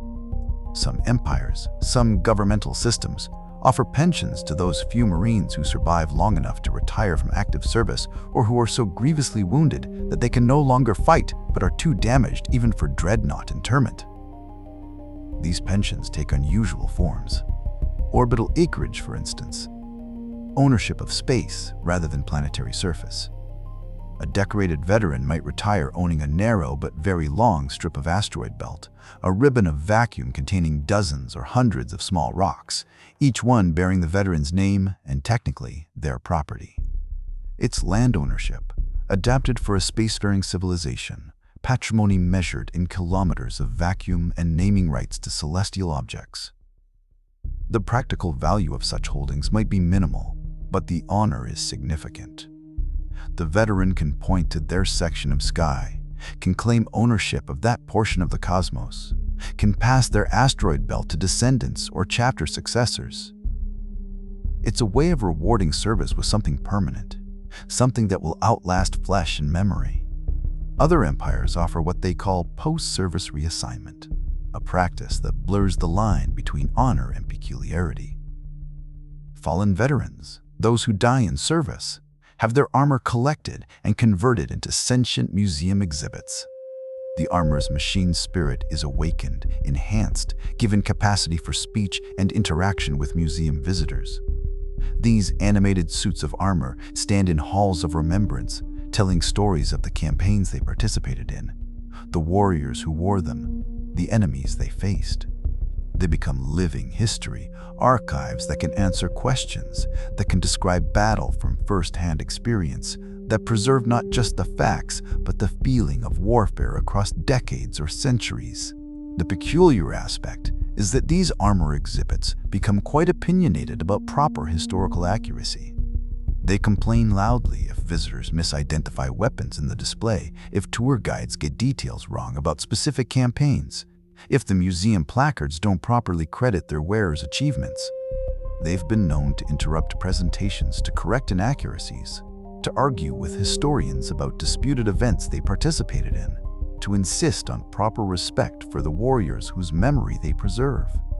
It creates an unusual museum experience, certainly, but also ensures that history remains alive, contested, discussed, rather than simply accepted as static text on placards. These variations in chapter culture, these different approaches to ritual and tradition, create a rich tapestry of space marine identity. Each chapter believes itself to exemplify the ideal of what space marines should be. Each sees its particular interpretation of duty and honor as the correct one. Ultramarines might view space wolves as undisciplined barbarians, while space wolves see ultramarines as rigid and lifeless. Black Templars might consider both too soft, too willing to tolerate imperfection and compromise. Yet all remain Space Marines. All share fundamental characteristics that transcend these cultural differences. All have undergone the same biological transformation. All wear power armor and wield bolters. All drop from orbit to bring humanity's wrath to its enemies. The variations make them interesting, make each chapter distinctive and memorable, but the commonalities bind them into a broader identity that encompasses all these differences. The daily rituals that structure Space Marine life, the vigils and the battle drills, the gene seed harvests and the memorial feasts, the chaplain's sermons and the endless training, create rhythm in lives that might otherwise become monotonous despite their violence. These practices transform mere existence into meaningful service, create framework and purpose that sustain warriors across decades or centuries of continuous deployment. And the brotherhood these rituals foster, the bonds created through shared experience and mutual sacrifice, become perhaps the most valuable product of Space Marine culture. In armies where individual Marines are technically replaceable, where gene seed can create new warriors to fill any gap, where tactical doctrine treats soldiers as expendable resources, the bonds of brotherhood remind each Marine that they are not merely resources but individuals, valued not just for their combat effectiveness but for who they are, what they've accomplished, how they've served. In contemplation, in these quiet moments as we drift through the details of Space Marine culture and ritual, we can appreciate how these superhuman warriors remain somehow human despite all their enhancements. They maintain traditions, tell stories, honor their dead, share meals with brothers. They develop unique cultures and fierce loyalties. They argue about proper doctrine and the best way to wage war. They create meaning in violence and purpose in endless struggle. These are the rituals and variations that make Space Marines more than simply efficient killing machines. more than weapons pointed by distant commanders at distant enemies. These are the practices that preserve identity and maintain morale, that create chapters that endure across millennia, that transform biological horror shows of genetic modification into brotherhoods of warriors who fight, not just because they must, but because they found meaning in the fight, purpose in the endless war, belonging in the brotherhood of battle. The cost of immortality, side effects, and xenobiology. The transformation into a space marine, the grafting of 19 organs and the rewiring of nervous systems, the enhancement of bones and the multiplication of hearts. All of this comes with costs. Some are immediate and obvious: the brutal months of surgery and recovery, the pain of bones lengthening too quickly, the disorientation of senses suddenly amplified beyond human norms. But other costs emerge slowly, accumulating over years and decades of service, manifesting in ways that medical specialists never quite anticipated. And then there are the xenobiological effects, those strange interactions between enhanced human biology and the countless alien life forms encountered across fictional galaxies. Space Marines fight on worlds humans were never meant to visit, breathe atmospheres laden with spores and microorganisms that evolution never prepared them for, consume rations contaminated with trace elements of alien biochemistry. Their enhanced bodies cope, adapt, survive, but not without changes, not without consequences that become apparent only after extended exposure. Let us explore now these costs of immortality, these side effects and xenobiological complications that accumulate like interest on a debt that can never be fully repaid. Consider the veteran Space Marine, the warrior who has served not for years but for decades, who has deployed to dozens or hundreds of different worlds, who has fought in atmospheres ranging from standard nitrogen-oxygen to exotic mixtures of ammonia and methane and stranger gases still.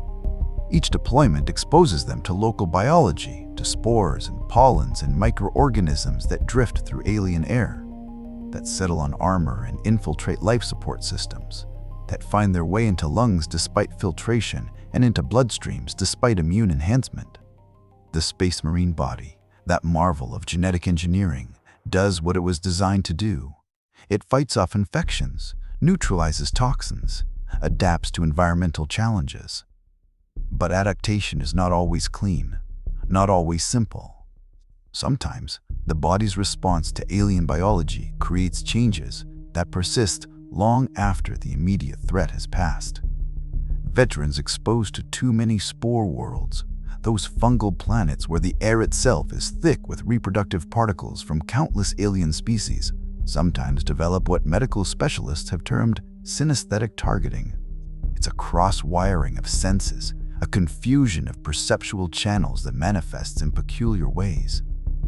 These veterans claim they can smell laser designators, those invisible targeting beams that mark enemies for precision strikes.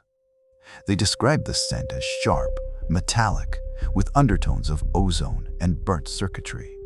Medical scans show unusual activity in their olfactory centers when exposed to electromagnetic radiation at certain frequencies, suggesting that repeated exposure to alien spores has somehow enabled their enhanced nervous systems to perceive electromagnetic phenomena through chemical sensation. The synesthetic targeting extends to other phenomena as well. Veterans report hearing camouflaged ambush predators thinking, perceiving the electrical activity of alien nervous systems as faint sounds at the edge of audibility. They describe it as a kind of muttering or whispering, a background susurrus that intensifies when hostile intent is focused in their direction. Whether they're actually detecting electromagnetic emissions from alien neural activity, or whether their enhanced brains are simply interpreting subtle environmental cues in synesthetic terms, remains a matter of some debate among Medicaid specialists. What's certain is that these veterans demonstrate uncanny ability to detect threats before visual or auditory confirmation, that their warnings of ambush prove reliable with unsettling frequency, that something in their altered perception grants them awareness beyond standard human senses or even standard Space Marine enhancement. The effect is useful, certainly, provides tactical advantage in environments where standard sensors struggle. But it comes at a cost.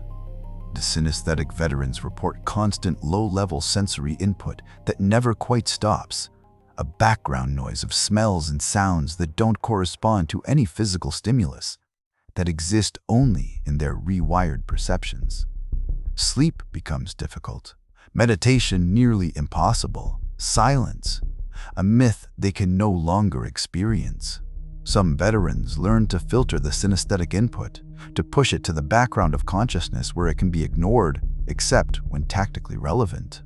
Others struggle, become irritable and withdrawn, retreat into solitude where the electromagnetic chatter of modern military equipment doesn't constantly assault their unusual senses. It's a side effect that proves valuable enough that chapters tolerate it, but disturbing enough that younger Marines watch these veterans with a mixture of respect and unease, wondering if they too will eventually develop such peculiar perceptions. The interactions between Space Marine physiology and alien biology extend even to nutrition, to the basic act of consuming food and drink. Space Marines are designed to be able to derive nutrition from a wide variety of sources, their digestive systems enhanced to break down and utilize compounds that would poison baseline humans. This adaptability allows them to operate in hostile environments where resupply might be impossible, where local flora and fauna must serve as emergency rations. But this very adaptability creates vulnerabilities that surface in unexpected ways. Certain alien proteins, compounds synthesized by xeno life forms according to completely different biochemical rules than Earth origin biology, can bond with the combat implants and enhanced organs grafted into Space Marine bodies. The effects of these interactions are usually temporary, lasting hours or days rather than becoming permanent alterations. But they can be dramatic and, occasionally, embarrassing. Medical staff on Space Marine facilities have learned to quietly monitor cafeteria menus during shore leave, watching carefully what foods are being served, checking supply manifests for the presence of certain imported ingredients that have proven problematic in the past. One of the most visually striking effects occurs when specific alien proteins, particularly those derived from certain classes of xenoarthropods and crustaceans, bond with the optical augmetics and enhanced visual systems many Space Marines possess. The interaction causes a temporary transformation of the eyes, turning them reflective black, like pools of dark mirror that show no iris or pupil, that reflect light in unsettling ways. From a tactical perspective, the effect has advantages. The black eyes are extraordinarily intimidating, creating an inhuman appearance that can break enemy morale before combat even begins. There's something deeply disturbing about facing a warrior whose eyes have become dark voids, whose gaze seems to look through you rather than at you, whose enhanced physiology has manifested in such visually striking fashion.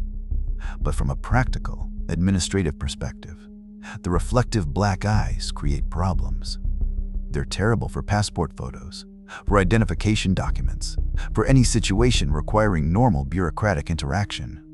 The civilian authorities who process shore leave paperwork, who verify identities and grant access to restricted areas, find themselves confronted with Space Marines whose eyes no longer photograph properly, whose identification no longer matches their current appearance. And so medical staff monitor the menus, quietly remove or substitute ingredients known to trigger the effect, try to ensure that Marines on leave maintain appearance compatible with administrative requirements. It's a small thing, perhaps, in the grand scheme of warfare and genetic enhancement, but it represents one more complexity, one more side effect that must be managed in the ongoing project of maintaining superhuman warriors who must occasionally interact with baseline human society. The xenobiological effects accumulate in medical databases, carefully documented case by case, building a catalog of interactions between enhanced human physiology and the countless forms of alien life encountered across fictional space. Some effects are merely inconvenient, like the reflective eyes. Others prove tactically useful, like the synesthetic targeting. Still others fall somewhere between, creating changes that are neither clearly beneficial nor clearly detrimental. Veterans whose bone marrow has been exposed to certain radiation frequencies from xeno-energy weapons sometimes develop temporary bioluminescence, their skin faintly glowing in darkness for hours or days after exposure. The light is dim, barely visible, but enough to compromise stealth operations, enough to mark them as targets in night combat. Medical staff have developed counteragents that suppress the bioluminescence, but they cannot prevent it entirely, cannot fully reverse the changes that alien radiation has worked in enhanced bone tissue. Marines who have consumed water from planets with high concentrations of exotic heavy metals report changes in their sense of taste that persist for months, altering their perception of familiar foods, making standard rations taste alien and unfamiliar. The effect is psychologically distressing for some, creating a sense of disconnection from their own chapter's culture, making the communal feasts and shared meals that bind brothers together feel strange and isolating. The side effects extend beyond immediate physical changes into longer-term psychological and neurological impacts. Space Marines' enhanced memory, that perfect recall granted by their genetic modifications, becomes a burden when it preserves not just tactical information, but also the full sensory experience of exposure to alien environments. Veterans remember the smell of spore worlds with perfect clarity, can recall the exact texture of alien atmosphere on their skin, can summon up the memory of breathing air that tasted of methane and sulfur and stranger compounds still. These memories don't fade with time the way baseline human memories do. They remain sharp, vivid, immediately accessible. For some veterans, this creates a peculiar form of homesickness, a longing not for any human world but for the alien environments where they've spent so much of their service. They find baseline human atmospheres bland, Earth normal, gravity constraining, standard light spectrums somehow incomplete. They've adapted so thoroughly to operating in hostile alien conditions that normal human environments feel wrong, feel limiting, feel less real somehow than the exotic worlds where they fought. Chapter. Counselors and chaplains work with these veterans, helping them readjust to human normal conditions during shore leave, reminding them of their origins and their purpose. But the effect speaks to a deeper concern that haunts Space Marine medical specialists. At what point does adaptation to alien environments begin to erode connection to humanity itself? At what point does the ability to survive anywhere begin to create Marines who feel at home nowhere? The xenobiological complications extend even to the gene seed, that precious genetic material harvested from fallen Marines to create new warriors. Gene seed, exposed to alien spores or contaminated with trace elements of xenobiochemistry, sometimes develops subtle mutations, variations that express in unpredictable ways when implanted into new recruits. Most such mutations are minor, barely noticeable differences in organ function or physical characteristics. A recruit might develop slightly different coloration in their eyes, or find that their enhanced sense of smell is particularly acute, or notice that their bones heal marginally faster or slower than their brothers. These variations are documented, studied, tracked across generations to ensure they don't represent the beginning of more serious genetic drift. But occasionally, mutations prove more significant. A recruit might develop an entirely new minor ability, an unexpected side effect of contaminated gene seed interacting with their own genetics in novel ways. Or they might find that one of the standard enhancements doesn't function quite as expected, that their body has interpreted the genetic instructions slightly differently than baseline. Apothecaries become conservative in their use of gene seed from veterans who have seen extensive xenobiological exposure, preferring, when possible, to utilize genetic material from Marines who have fought primarily in human-compatible environments, whose organs have not been extensively exposed to alien influences. But in chapters that operate primarily on the frontiers, in organizations where every deployment involves alien contact, this preference becomes impractical. They must accept that their gene seed will accumulate xenobiological influences, must monitor carefully for mutations that might compromise chapter integrity or combat effectiveness. There exists among some chapters a fatalistic acceptance of these costs, a recognition that the price of serving as humanity's shield against alien threats includes becoming slightly alien themselves. These chapters see the xenobiological effects not as contamination, but as adaptation, as proof that their enhanced warriors can survive in environments that would destroy baseline humans. Other chapters treat the same effects with suspicion bordering on paranoia, seeing in every synesthetic perception and every temporary mutation the potential beginning of something worse, the first step toward corruption that could compromise chapter purity. They subject veterans to extensive medical screening after every deployment to alien worlds, quarantine Marines who show unusual symptoms, maintain strict protocols to limit gene seed contamination. The debate between these philosophies reflects deeper questions about the nature of Space Marine service. Are they human soldiers enhanced to fight aliens? Or have they become something else entirely, something post-human that exists in the liminal space between baseline humanity and the xeno-enemies they face? The xenobiological effects, accumulating slowly across years of service, push veterans incrementally toward that second interpretation, whether they welcome the change or resist it. Medical staff maintain careful records, build databases of xenobiological interactions, try to predict which alien environments will produce which effects in which types of Space Marine physiology. It's an inexact science, complicated by the fact that every Marine's enhancement is slightly different, that gene seed varies subtly between individuals even within the same chapter, that alien biology presents infinite variation across countless worlds. But patterns emerge over time. Certain classes of spore worlds reliably produce synesthetic effects. Specific types of alien proteins consistently trigger the reflective eye transformation. Particular radiation frequencies from xeno-energy weapons almost always cause bioluminescence in exposed bone marrow. The databases grow, the understanding deepens, and medical protocols adjust to accommodate these strange intersections of enhanced human biology and alien biochemistry. And yet, despite the monitoring and the protocols, despite the careful screening and the conservative use of compromised gene seed, the effects continue to accumulate.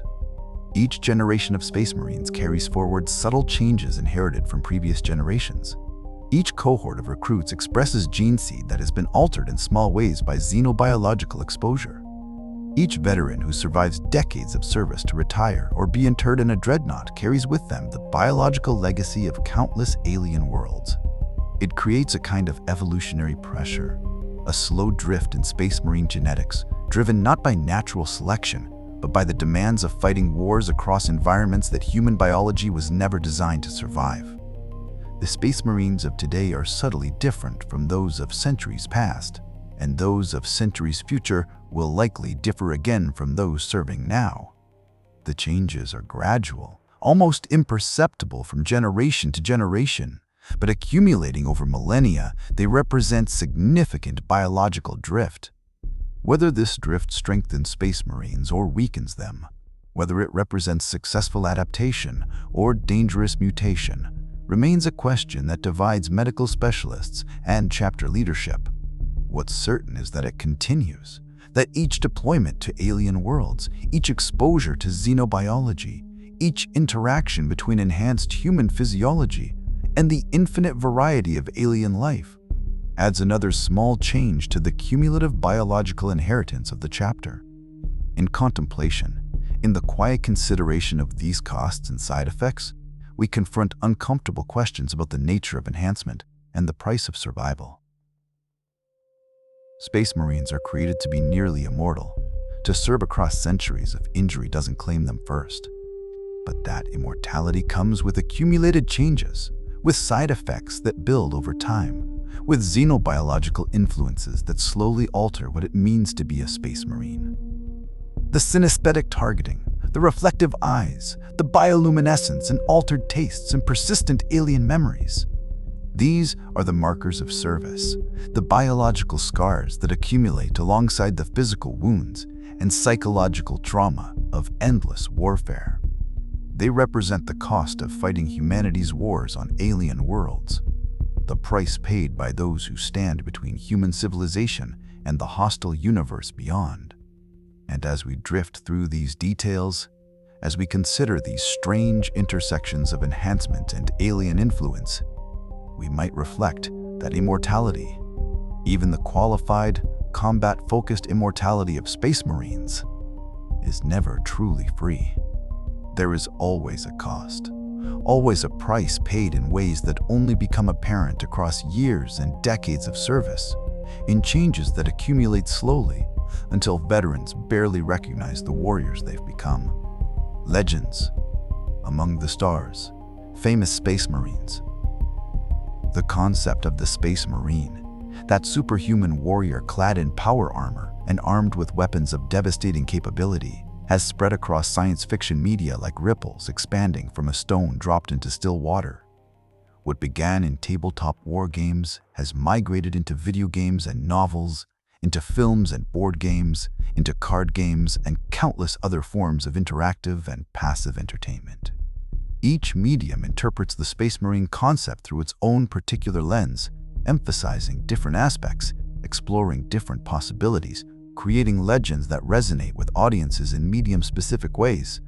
Let us explore now these legends among the stars, these famous space marines and their spiritual cousins who have captured imaginations across decades of science fiction storytelling in all its varied forms.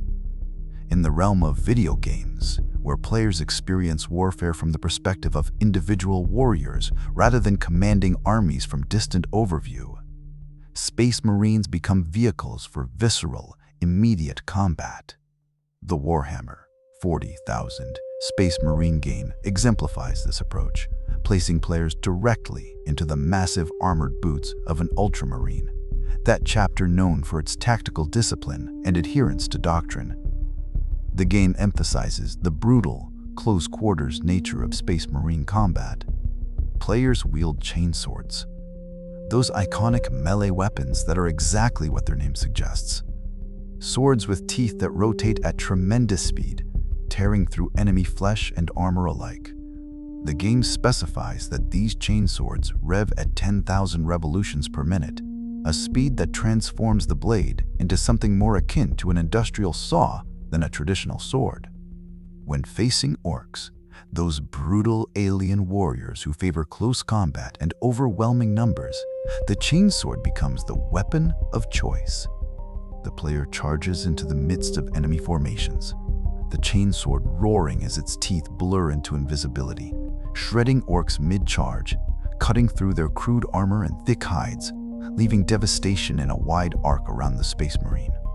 The visceral satisfaction of the weapon, the immediate feedback of impacts and kills, creates a power fantasy that captures what it might feel like to be 8 feet tall, impossibly strong, armed with weapons designed to turn biological targets into scattered components. The game doesn't shy away from the violence inherent in the Space Marine concept. It embraces it, makes it central to the player experience, creates moment-to-moment gameplay around the satisfaction of being an unstoppable engine of destruction. And in doing so, it translates the tabletop concept of Space Marines into something players can experience directly, can feel through controller feedback and visual spectacle. The lineage of Space Marines in video games extends backward to earlier, more primitive examples that established many of the tropes the concept would later refine. Doom, that foundational first-person shooter from the early 1990s, features a protagonist often called Doom Guy, a space marine fighting demons from hell who have invaded military installations on Mars and its moons. Doom Guy is, in many ways, a proto-space marine, an early iteration of the concept before it was fully developed. He wears powered armor, fights superhuman enemies with impossible weapons, operates alone or in small squads in hostile environments. The game's violence and fast-paced action, its emphasis on overwhelming firepower and constant forward momentum, anticipate much of what would later define Space Marine aesthetics in gaming. Later entries in the Doom franchise emphasize Doom Guy's enhancements more explicitly. He punches demons with fists, augmented by what the game describes as cybernetic rage implants, modifications that channel fury into physical force that make his bare hands as deadly as many of his weapons. The glory kill system, where players execute wounded enemies in spectacular close combat finishers, creates a rhythm of violence that feels very Space Marine in its brutality and efficiency. Doom's influence on how video games interpret superhuman soldiers cannot be overstated. It established templates, created expectations, demonstrated that players wanted to feel powerful, wanted to be nearly unstoppable, forces tearing through enemy ranks with weapons that felt impossibly destructive. These lessons would inform every subsequent attempt to bring Space Marines to interactive media. In the realm of real-time strategy games, where players command entire armies rather than individual soldiers, Space Marines appear as elite units representing humanity's pinnacle of military capability. StarCraft, that landmark strategy game, features various factions and heroes, including characters like Jim Raynor, who exemplify the armored supersoldier archetype in different narrative contexts. These strategic interpretations of Space Marines emphasize their role as force multipliers, as units that can turn the tide of battles through their superior capabilities. They're expensive to produce, slow to replace, but devastatingly effective when properly deployed. The strategic layer adds considerations about resource allocation, about when to risk valuable Space Marine units and when to hold them in reserve, about how to leverage their strengths while protecting them from threats that might overwhelm even their enhanced capabilities. The strategy game perspective reminds us that Space Marines, for all their individual prowess, exist within larger military structures, serve strategic purposes beyond simple violence. They're tools of policy as much as tools of war, their deployment representing significant investment and their loss carrying strategic consequences beyond the immediate tactical situation. In novels, particularly in the extensive Black Library publications that explore Warhammer 40,000 lore. In depth, Space Marines receive characterization and internal perspective, impossible in other media. The Horus Heresy series, spanning dozens of books and millions of words, reveals details about Space Marine biology and psychology that games can only hint at. These novels describe the gene seed in elaborate detail, explaining how it contains not just genetic information, but actual functioning organs to be implanted in recruits. One such organ is the secondary heart, that backup circulatory system that ensures Space Marines can survive even catastrophic damage to their primary heart. But the novels add an additional detail to this organ's function. The secondary heart pumps acid-laced blood, a caustic fluid that provides instant cauterization of wounds, sealing injuries before significant blood loss can occur. The biological horror of this enhancement is not glossed over in the novels. Characters describe the sensation of their wounds burning shut, the smell of their own flesh cauterizing, the alien feeling of having blood that is itself a weapon that would burn through the veins of any baseline human who somehow received a transfusion. The novels use these details to emphasize how far from human Space Marines have become, how their enhanced biology operates according to principles that seem almost demonic in their disregard for natural limits. The novels also explore the darker variations of Space Marine existence, particularly the Chaos Space Marines who have fallen from service to humanity and now wage war in pursuit of darker powers. Black Library tales describe how these corrupted warriors bind daemon souls to their power armor, creating a fusion of machine, flesh, and warp entity that grants a terrible form of immortality. The armor becomes haunted, possessed, a prison for demonic consciousness that sustains the warrior within through means that transcend biology and technology. The demon suffers eternal torment, bound into ceramite and plasteel, unable to escape, but forced to maintain its host. The Space Marine gains immortality, but loses any peace, any rest, becoming a vessel for eternal conflict between their own consciousness and the daemon bound to their armor. The novels treat these arrangements with appropriate horror, describing the constant psychic warfare the negotiations and dominance struggles between Marine and Daemon, the gradual erosion of the warrior's original personality as the daemon's influence grows across centuries of binding. It's immortality, yes, but achieved through eternal torment, through a bargain that makes death seem preferable to those who understand its true cost. These darker explorations in novel form add depth to the Space Marine concept, show the consequences and corruption that can result from the pursuit of enhancement without limits, create cautionary tales about the price of power and the dangers of seeking to transcend mortality through any means available. In cinema, Space Marines appear most clearly in films like Starship Troopers, though the connection is sometimes one of inspiration and parallel development rather than direct adaptation. The mobile infantry depicted in the Starship Troopers film are recognizable as Space Marine archetypes. Heavily armored soldiers dropping from orbit in deployment pods, crashing onto hostile alien planets to wage war against insectoid enemies. The film emphasizes the drop pod assault, that iconic moment of falling from orbit that has become synonymous with Space Marine warfare. Pods streak through atmosphere trailing fire, slam into the surface of bug planets with tremendous force, disgorge squads of armored infantry who immediately engage overwhelming numbers of alien warriors. The powered suits, in versions that incorporate them, deflect plasma blasts and enhance soldier strength, allowing human warriors to compete against alien biology optimized by evolution for killing. Starship Troopers satirizes militarism and propaganda even as it delivers spectacular action sequences, creating a complex relationship with its subject matter.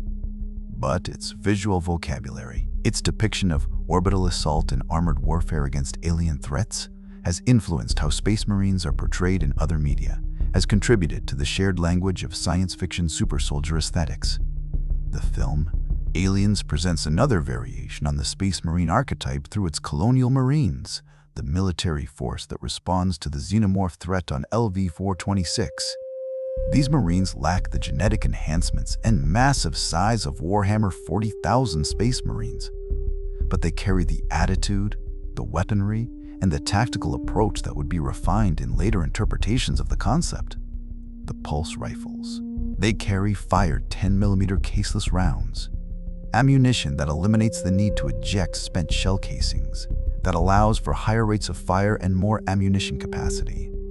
These weapons are described as precursors to modern Space Marine bolters, in the sense that they represent military small arms designed for maximum lethality, for overwhelming firepower that can engage multiple targets in rapid succession.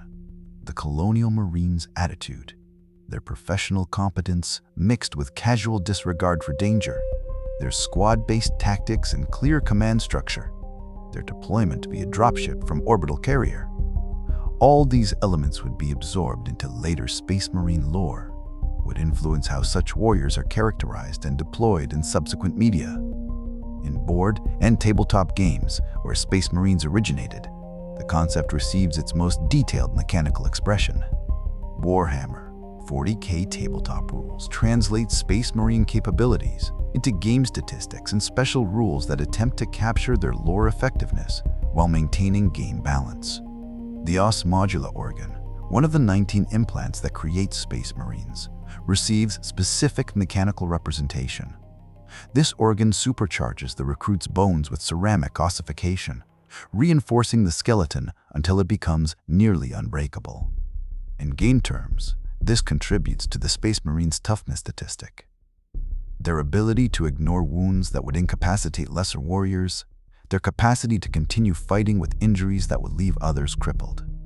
The tabletop rules must translate biological horror and superhuman capability into dice rolls and numerical modifiers, must find ways to make Space Marines feel powerful and durable without making them invincible and game-breaking.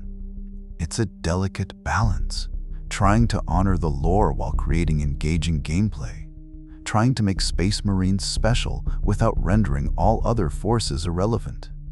Space Hulk, that specialized board game focusing on close-quarters combat and derelict spacecraft, creates intense tactical scenarios where Terminator-armored space marines face off against genestealer cults in claustrophobic corridors. The game emphasizes the tension of fighting in confined spaces where numbers matter less than positioning and timing. The Terminators carry stormbolters, rapid-fire weapons that can saturate corridors with explosive shells. The game describes these weapons firing crack grenades, specialized ammunition that homes on enemy heat signatures that can track and eliminate targets around corners and through doorways. The stormbolters become defensive tools as much as offensive weapons, laying down suppressing fire that prevents genestealer advance, creating walls of explosive projectiles that enemies must brave to close to melee range. The board game format, with its alternating activations and limited actions per turn, creates dramatic tension that pure narrative or even video games struggle to match. Each decision matters, each movement must be carefully considered, each burst of stormbolter fire represents a precious resource expended. The game captures something essential about Space Marine tactics, that even superhuman warriors must manage resources, must make difficult choices, must sometimes sacrifice individual Marines to achieve mission objectives. Even in card games, in Magic, The Gathering, and other collectible card game formats, Space Marines find mechanical representation. Players create Space Marine proxy cards for formats like EDH, translating the concept into card game rules and abilities. These proxy cards feature mechanics inspired by Space Marine lore. Astartes progenoids might be represented as abilities that duplicate themselves post-death, creating new creature tokens to represent the squad resurrection possible through gene seed recovery and implantation. The mechanical translation captures something essential about Space Marine continuity, about how chapters persist across generations through biological inheritance, about how death doesn't necessarily end a Space Marine's contribution to their chapter's strength. Card game mechanics force extreme abstraction, reducing complex biological systems and centuries of lore into single-sentence abilities and numerical values. But in doing so, they distill the concept to its essentials, identify the core characteristics that make Space Marines distinct from other science fiction warrior archetypes. Across all these media, across video games and novels, films and board games, tabletop war games and card games, certain consistent elements emerge. Space Marines are superhuman warriors enhanced beyond baseline human capability. They wear powered armor that amplifies their already tremendous strength. They wield weapons designed for maximum lethality, for overwhelming firepower that can engage multiple targets or penetrate heavy protection. They deploy via orbital assault, falling from space to announce their arrival with fire and violence. They fight in close quarters with melee weapons as readily as they engage at range with firearms. They operate in small elite units rather than mass formations. They're expensive to create and difficult to replace, making each individual warrior valuable. These core characteristics persist across interpretations because they capture something compelling about the concept of enhanced soldiers, about what it might mean to push human capability beyond natural limits in service of warfare. Each medium emphasizes different aspects, explores different implications, but all draw from the same essential template. The legends that emerge from these varied interpretations, the individual Space Marines and their equivalents who become iconic through repeated portrayal across different media, serve as touchstones for the concept. They give it faces and names, create specific examples that audiences can remember and reference, build mythology through accumulated storytelling. Some legends emphasize loyalty and duty, showing Space Marines as heroes who sacrifice everything for humanity's protection. Others explore corruption and fall, demonstrating what happens when enhanced warriors turn their capabilities against their former allegiances. Still others focus on the simple, visceral appeal of playing an unstoppable warrior, the power fantasy that transcends narrative to become purely experiential. But all contribute to a shared cultural understanding of what Space Marines are, what they represent, how they function in science fiction's vast landscape of imagined futures and alien conflicts. They've become a recognizable archetype, as immediately identifiable as knights or samurai or cowboys in their respective genres. And as we drift through these various interpretations and legendary figures, as we consider how different media have adapted and transformed the Space Marine concept to suit their particular constraints and opportunities, we can appreciate the flexibility of the core idea. It's proven robust enough to survive translation across radically different formats, compelling enough to inspire thousands of stories and millions of hours of gameplay, distinctive enough to remain recognizable even when heavily modified to fit new contexts. The legends among the stars. These famous space marines and their equivalents, who populate video games and novels, films and games of every description. They serve as ambassadors for the concept, as demonstrations of its potential, as examples of how superhuman warriors can be portrayed and experienced across the full spectrum of science fiction media. In contemplation, in the quiet consideration of these accumulated legends and interpretations, we might reflect on how certain ideas, certain concepts, achieve a kind of immortality through storytelling, persisting across decades and media formats, constantly refreshed through new interpretations while retaining their essential characteristics. Much like the Space Marines themselves, who persist across centuries through gene seed and brotherhood, enhanced and modified but recognizably themselves, legends that endure among the stars of countless imagined futures. And so we come to the end of our journey, our exploration through the detailed mythology of Space Marines across their many forms and interpretations. We've traveled through genetics and enhancements, through armor and weapons, through tactics and culture, through costs and legends. We've seen how these superhuman warriors are created, transformed from ordinary humans into something far beyond baseline capability. We've explored the 19 organs and the disposable puberty, the gene seed rhythms and the blood-encoded blueprints. We've considered how power armor interfaces directly with enhanced nervous systems, how ancient suits accumulate history in their kill tallies and campaign colors. We've watched drop pods fall from orbit like meteors masked in natural showers, seen Marines bounce across battlefields in shock pods, witnessed the inverted spearhead that traps enemies in ever-tightening circles. We've understood the rituals that structure Space Marine life, the vigils and gene seed harvests, the chapter variations from ultramarines to space wolves to black templars. We've contemplated the costs, the synesthetic targeting and reflective eyes, the xenobiological effects that accumulate across decades of service on alien worlds.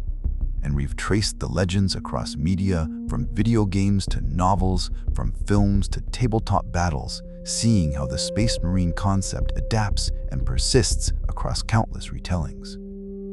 But perhaps you haven't heard all of this.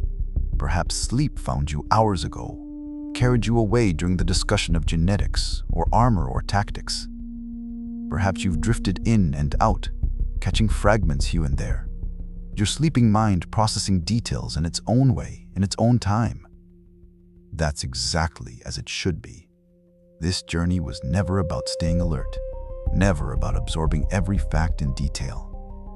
It was about providing a gentle stream of interesting information, a flow of words and ideas that could accompany you into rest, that could occupy the surface of your mind while deeper parts relaxed into sleep. If you're still awake now, still listening, then perhaps it's time to let yourself drift off at last. You've heard enough, explored enough, considered enough details about these fictional warriors and their elaborate mythology. There's nothing more you need to know tonight, nothing more requiring your attention. Let your eyes close if they haven't already. Let your breathing slow even further, becoming deep and regular, the rhythm of true rest. Let your muscles relax completely, releasing any remaining tension, settling into the support of mattress and pillow. The Space Marines will still be there tomorrow, still fighting their endless wars and imagined futures, still accumulating mythology and detail across games and stories. But for now, they can fight without your attention. For now, you can rest. If you find yourself awake again during the night, this recording will still be here, ready to accompany you back towards sleep. You can return to it, let it carry you once more toward rest, as many times as needed. There's no wrong way to use it, no requirement that you listen from beginning to end in perfect consciousness. It's simply here, a tool for rest, a companion for sleep, a gentle exploration of detailed fictional mythology that asks nothing of you except that you allow yourself to relax. So rest now. Let sleep come in its own time, in its own way. Let these final words fade into the background, becoming distant and dreamlike, merging with the first stirrings of sleep and dream. The warriors among the stars will keep their vigil, will maintain their endless watch, will fight their battles in universes of imagination. But you can sleep peacefully, can rest without concern, can let consciousness drift away into the quiet darkness that brings restoration and renewal. Thank you for spending this time here. Whether you remained awake for all of it or only fragments, thank you for allowing these stories and details to accompany your rest. And now, sleep. Simply sleep. Good night.